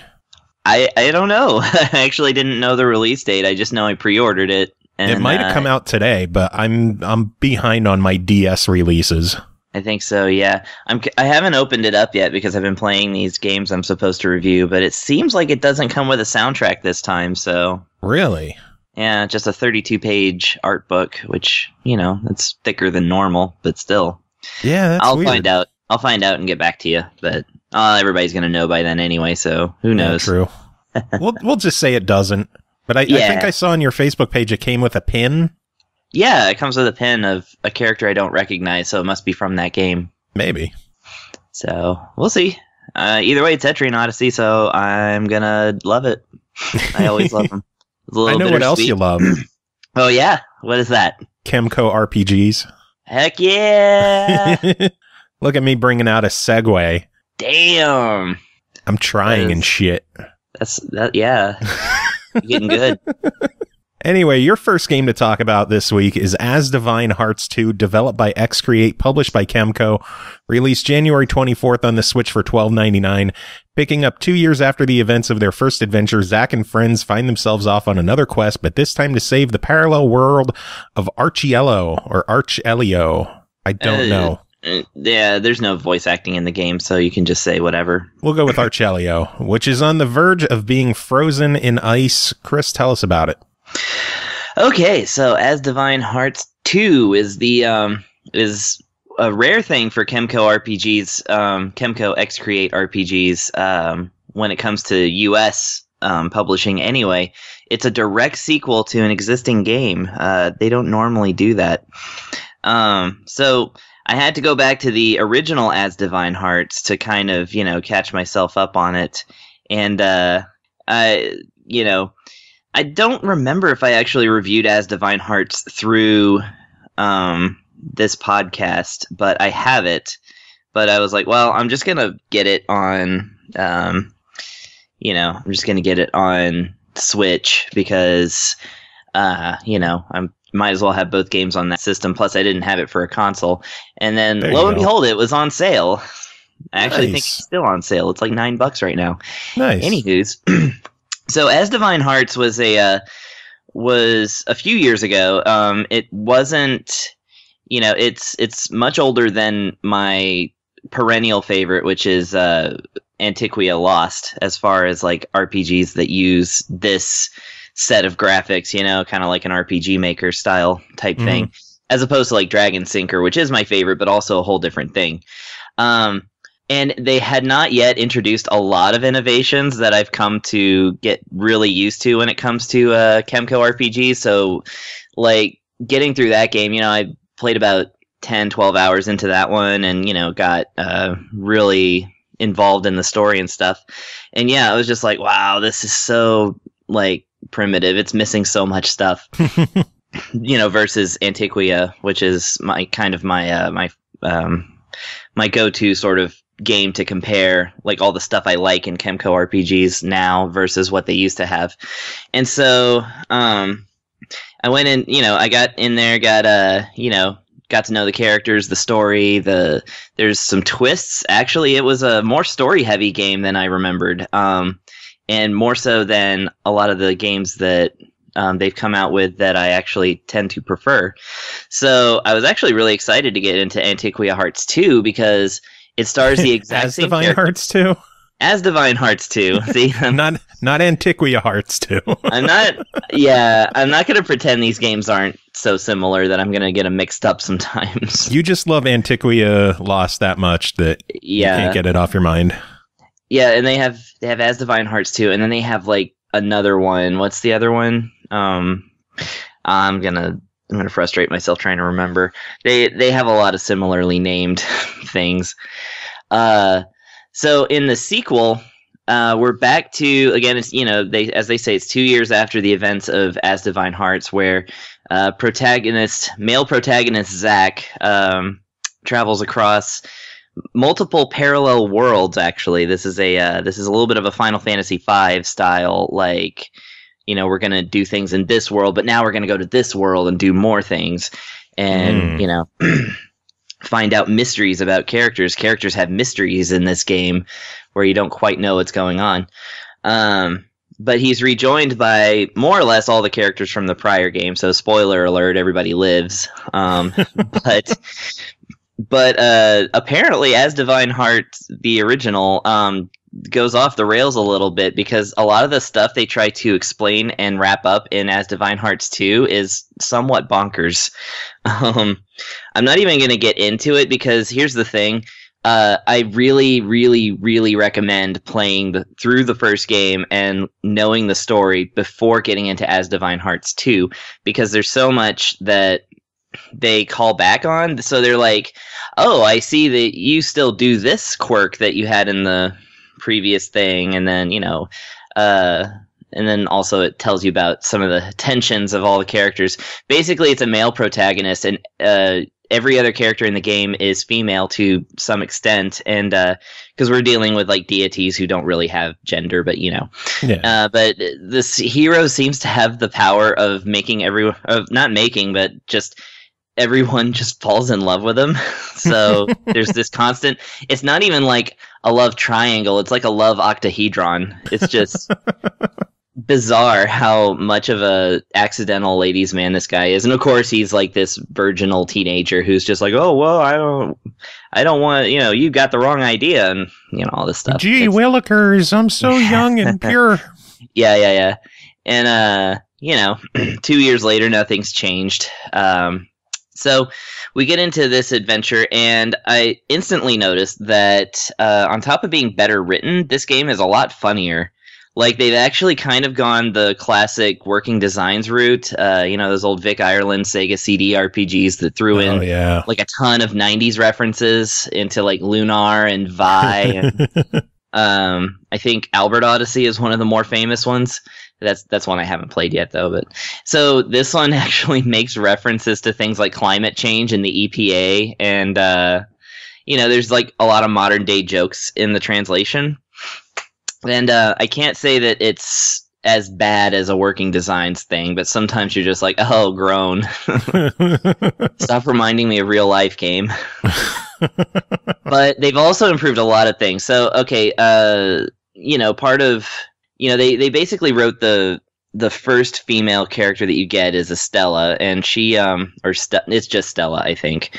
And, they're like the grown up in the same orphanage, but, she's in love with him, but she has to hide it at all costs for no reason at all, kind of thing. And, you know, every Kemco RPG character has a quirk. So hers is that she apparently whips this whip that she has, like, all over the place and, like, tries to hit people anytime she's in any way flustered. It's played for laughs, but it doesn't get any. And it's weird, too. She still does that in the sequel? She still does that in the sequel, even though her actual weapon changed. So now she fights with this stick thing, like a kind of baton sort of deal. I'm not exactly sure what it was. But she still does the whip thing. But now, because of the influence of the newer games, you know, again, Antiquity Lost, Fernsgate, whatever. Now every character, if you put them in the lead of the party, they have a special trick. So, like, hers is that she can get across chasms by whipping a post, you know, Secret of Mana style. So the whip comes into use, but yeah, it's just one of those things where it's like, you know, so that's a questionable improvement. However, there's a definite improvement in the other female character, Uriel, who's actually kind of my favorite. She, through plot elements of the first game that are explained very late in the game and are kind of spoilery, I won't say, but she considers Zack to basically be her idol and her love interest, and she's extremely bold about it. Oh boy. Yeah, so that's part of that whole thing. In the first game, she attacks with parasols, and there's no real reason for that. There's nothing in her character that suggests she's the kind of person who would fight with parasols. So in this game, they fixed it, and now she fights with chainsaws. Oh God. And I'm like, yes, improvement. And yeah, and of course they brought back the heterochromic cat who is possessed by a deity, which is it's a driving point of the plot from, you know, hour 1 in the first game. And she's back. Actually, the original game, everybody assumed that the light deity was a he, but apparently it's she, and they changed that in the second game. Who's also joined by another deity possessing another being who replaces another character from that.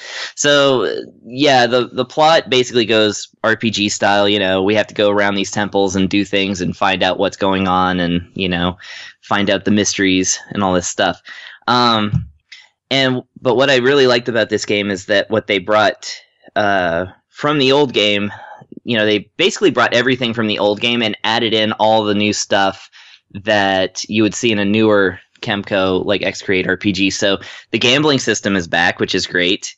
Now it's like 3 different styles of gambling, which actually is pretty close to how Antiquia and Fernsgate works. And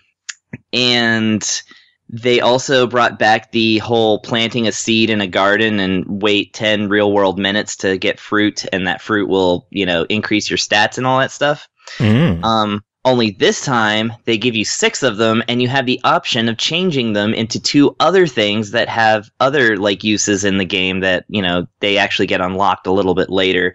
But, like, one's a shed that adds inventory slots, so you can be planting plants, or you can increase your inventory, and you can change them on the fly, too, so it's not, like, a permanent thing. So that's kind of nice. The trust system is back. That was in the original, where in cutscenes and stuff, you can choose to talk to your teammates if everybody's separated for a while. And depending on dialogue options, you can increase their trust in you, which in the first game, I never really understood where that functioned in the game besides storyline. But in this game, it actually does count, because those characters using their special skills when they're the lead of the party, their abilities increase as their trust in the main character increases. So, like, there's one character who can bust boulders, and if she trusts the hero more, she can bust bigger boulders. Nice. So that's the first time that's been utilized in a Kemco X-Create RPG that I've played that actually makes a lot of sense. And I'm like getting winded, like explaining all the features. The other thing is, it's everything that you loved from the first game with more good stuff. Yeah, that's a good way to sort of summarize it. But like, it gives you like rewards for things like taking enough steps, like even that's counted now, or defeating a certain amount of enemies, or using a certain move enough times. It also has the weapons eating other weapons to grow more powerful. feature that's been popular among those. So that's really nice. Damn, it's just so much. And that's not even getting into like the combat and stuff. Like they now do a partner system where you have 3 main characters and then 3 other characters that stand directly behind them and add support to their moves or do like weaker attacks or something like that. And all of those characters can be switched around however you like, and thus you have like this ability to customize the fights in like so many different ways that I just didn't even like. It made me dizzy. Like I was trying to do all that stuff. Plus, you can now unlock monsters to act as these buddies in this system through items, and then you can increase their levels too. And it's just, God, man, there's so much in As Divine Hearts 2. But again, this is like the best Kemco X Create RPG that has come out yet, and still, I say that you should play the old-ass other game that has hardly any features before you play this one. Well, Although it's a I will sequel, say, you kind of have to. I will say they do one move that I actually really appreciated, and that is in the very first scene of the game, before you even leave, you know, every Kemco X Create RPG starts with the hero standing in his room, right? And then you leave the house and then you walk around. Like, I don't know why, but every single of those games start that way. In your room, the light deity drops off a diary of everything that happened in the first game, so you can actually read the events of the first game leading up to this one. Oh, nice. So you can actually spoil the entire first game using this game and then be somewhat caught up. But that's the reason I went back and played so much of the first game, is because I really wanted to get a foothold, you know, basically compare what they're saying in this diary to what actually happens in the game. And I still think that playing the first game is beneficial. Yeah. Well, overall, $13 on As Divine Hearts 2. What do you think of it? Well, I mean, I guess technically I'm suggesting $27 because I'm telling people to buy the first game too. $27 not on sale. Like I said, right now it's $9. Might not be by the time this comes out. I didn't check the dates. Yes, go and get this. These are deceptively deep RPGs with like great mechanics and just a lot of fun, and man, they get you addicted and like keep you coming back. And this one last thing. This one has the first ever, from what I could tell, real callback to other Kemco RPGs that aren't related to this title. You can actually unlock, as a buddy, not as an actual fully playable character, but as a buddy, you can unlock a certain character from Alphadia, which is one of their first games. Oh, that's neat. Yeah, it's really, really cool. I like it. Although they tell me it's like a 5-star rarity item, and so you're going to be spending a lot of coins trying to gamble your way into that one. But I'm going to try it. Oh boy, I believe in you, Chris. Yeah. Anyway, next game to talk about is called Gabuchi, developed and published by h.a.n.d, H-A.N.D, released January 31st on the Switch for $7.99. This is kind of a long intro, but I wanted to read it direct off the Nintendo page because it is amazing. That, yeah, go ahead. Gabuchi is a curious creature that loves gobbling blocks and stuff. His favorite food is the heart cookie. In order to get it, you have to think about which blocks he can and can't gobble. He can gobble blocks the same color as himself. You can change his color too, so he can gobble different colored blocks. The more Gabuchi eats, the more satisfied he gets, but if you make him eat too much, he won't be able to get to his heart cookie, so you have to think carefully about what blocks he should and shouldn't eat. I love it. Yeah, I think that covered the entire game, possibly. Pretty much. My job here is going to be very brief, but I do have things to add. So yes, Gabuchi is a level-based puzzle platformer. For the first part of the game, it doesn't have any enemies, but it actually eventually does. So this is a game, yes, where you control the little character, and everything is set up on a grid. So there's of course the walking area, the stuff you can walk on, and platforms and things like that. And then there are white squares, and then there are red squares with faces on them. And while Gabuchi is white, you can eat the white squares, but the red squares are solid. And then if you use the either shoulder button to turn Gabuchi into the red Gabuchi, he'll eat the red ones, and the white ones are solid. So the thing is that the end of the level is always out of your reach. So you have to selectively, eat the certain colors in order to provide yourself with a platform to get to the end of the level. The trick here is, of course, that the game also, it gives you a bonus and considers the level, you can move on if you beat a level, if you get the heart cookie at the end, of course. But in order to complete the level, you have to do it within certain parameters. And those 2 parameters, for the most part, are his fullness, which you get by eating as many blocks as completely possible without closing off the end of the level. And that's represented by Zelda hearts. I think it's like every 2 things that you eat. Maybe it's just divided evenly between stages. But yeah, there's also like floating cookies that you can grab too that, in either color, they just float around. They're like Mario coins.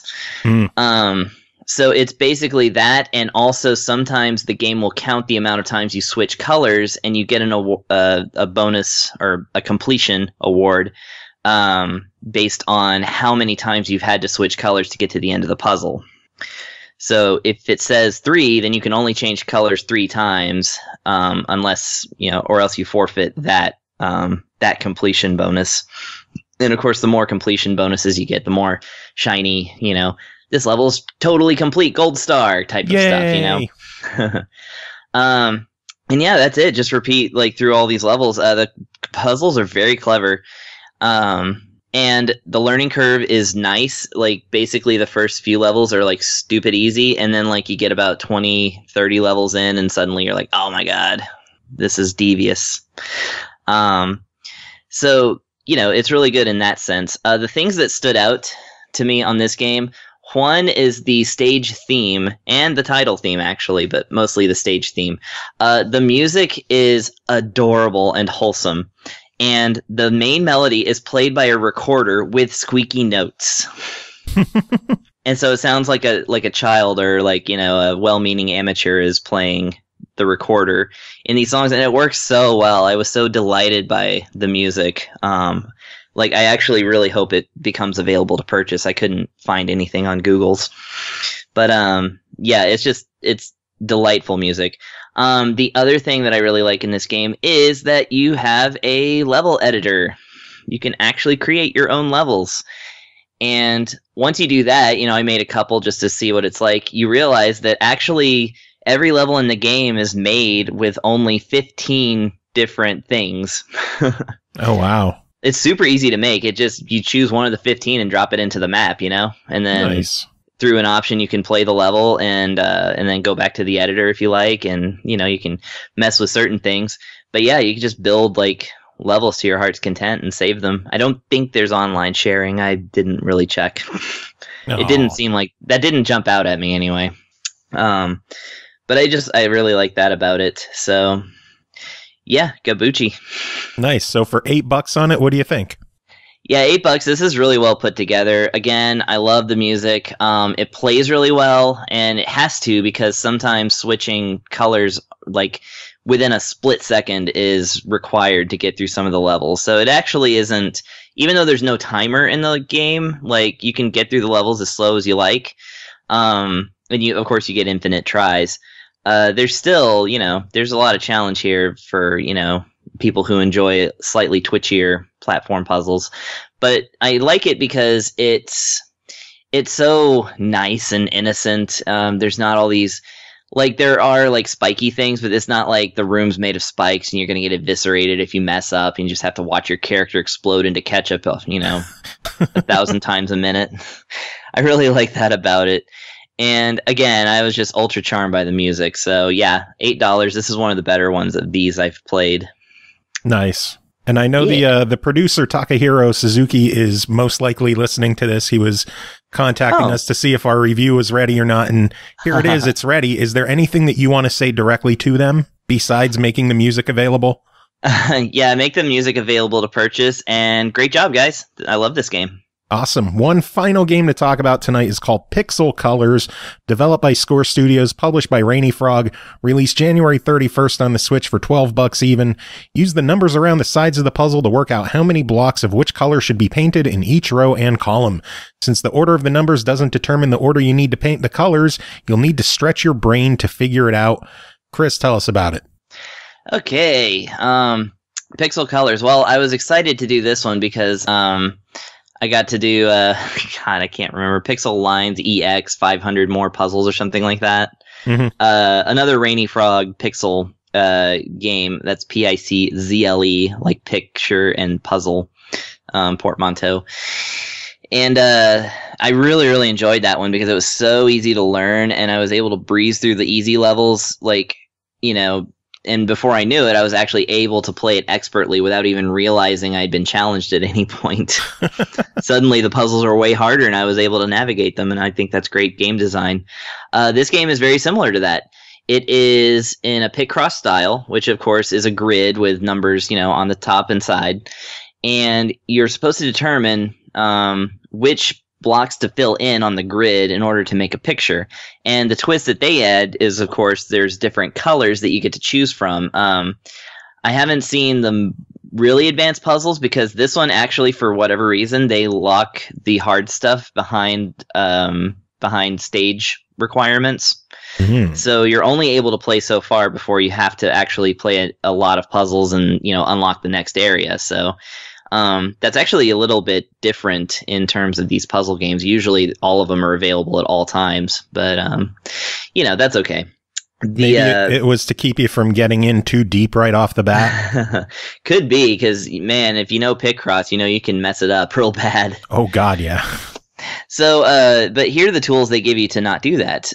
Again, they show you the different numbers represent different colors and how many of each of those colors is on that line. And of course, you have to add up, like, basically the lines in order to get an accurate idea of what you need to do.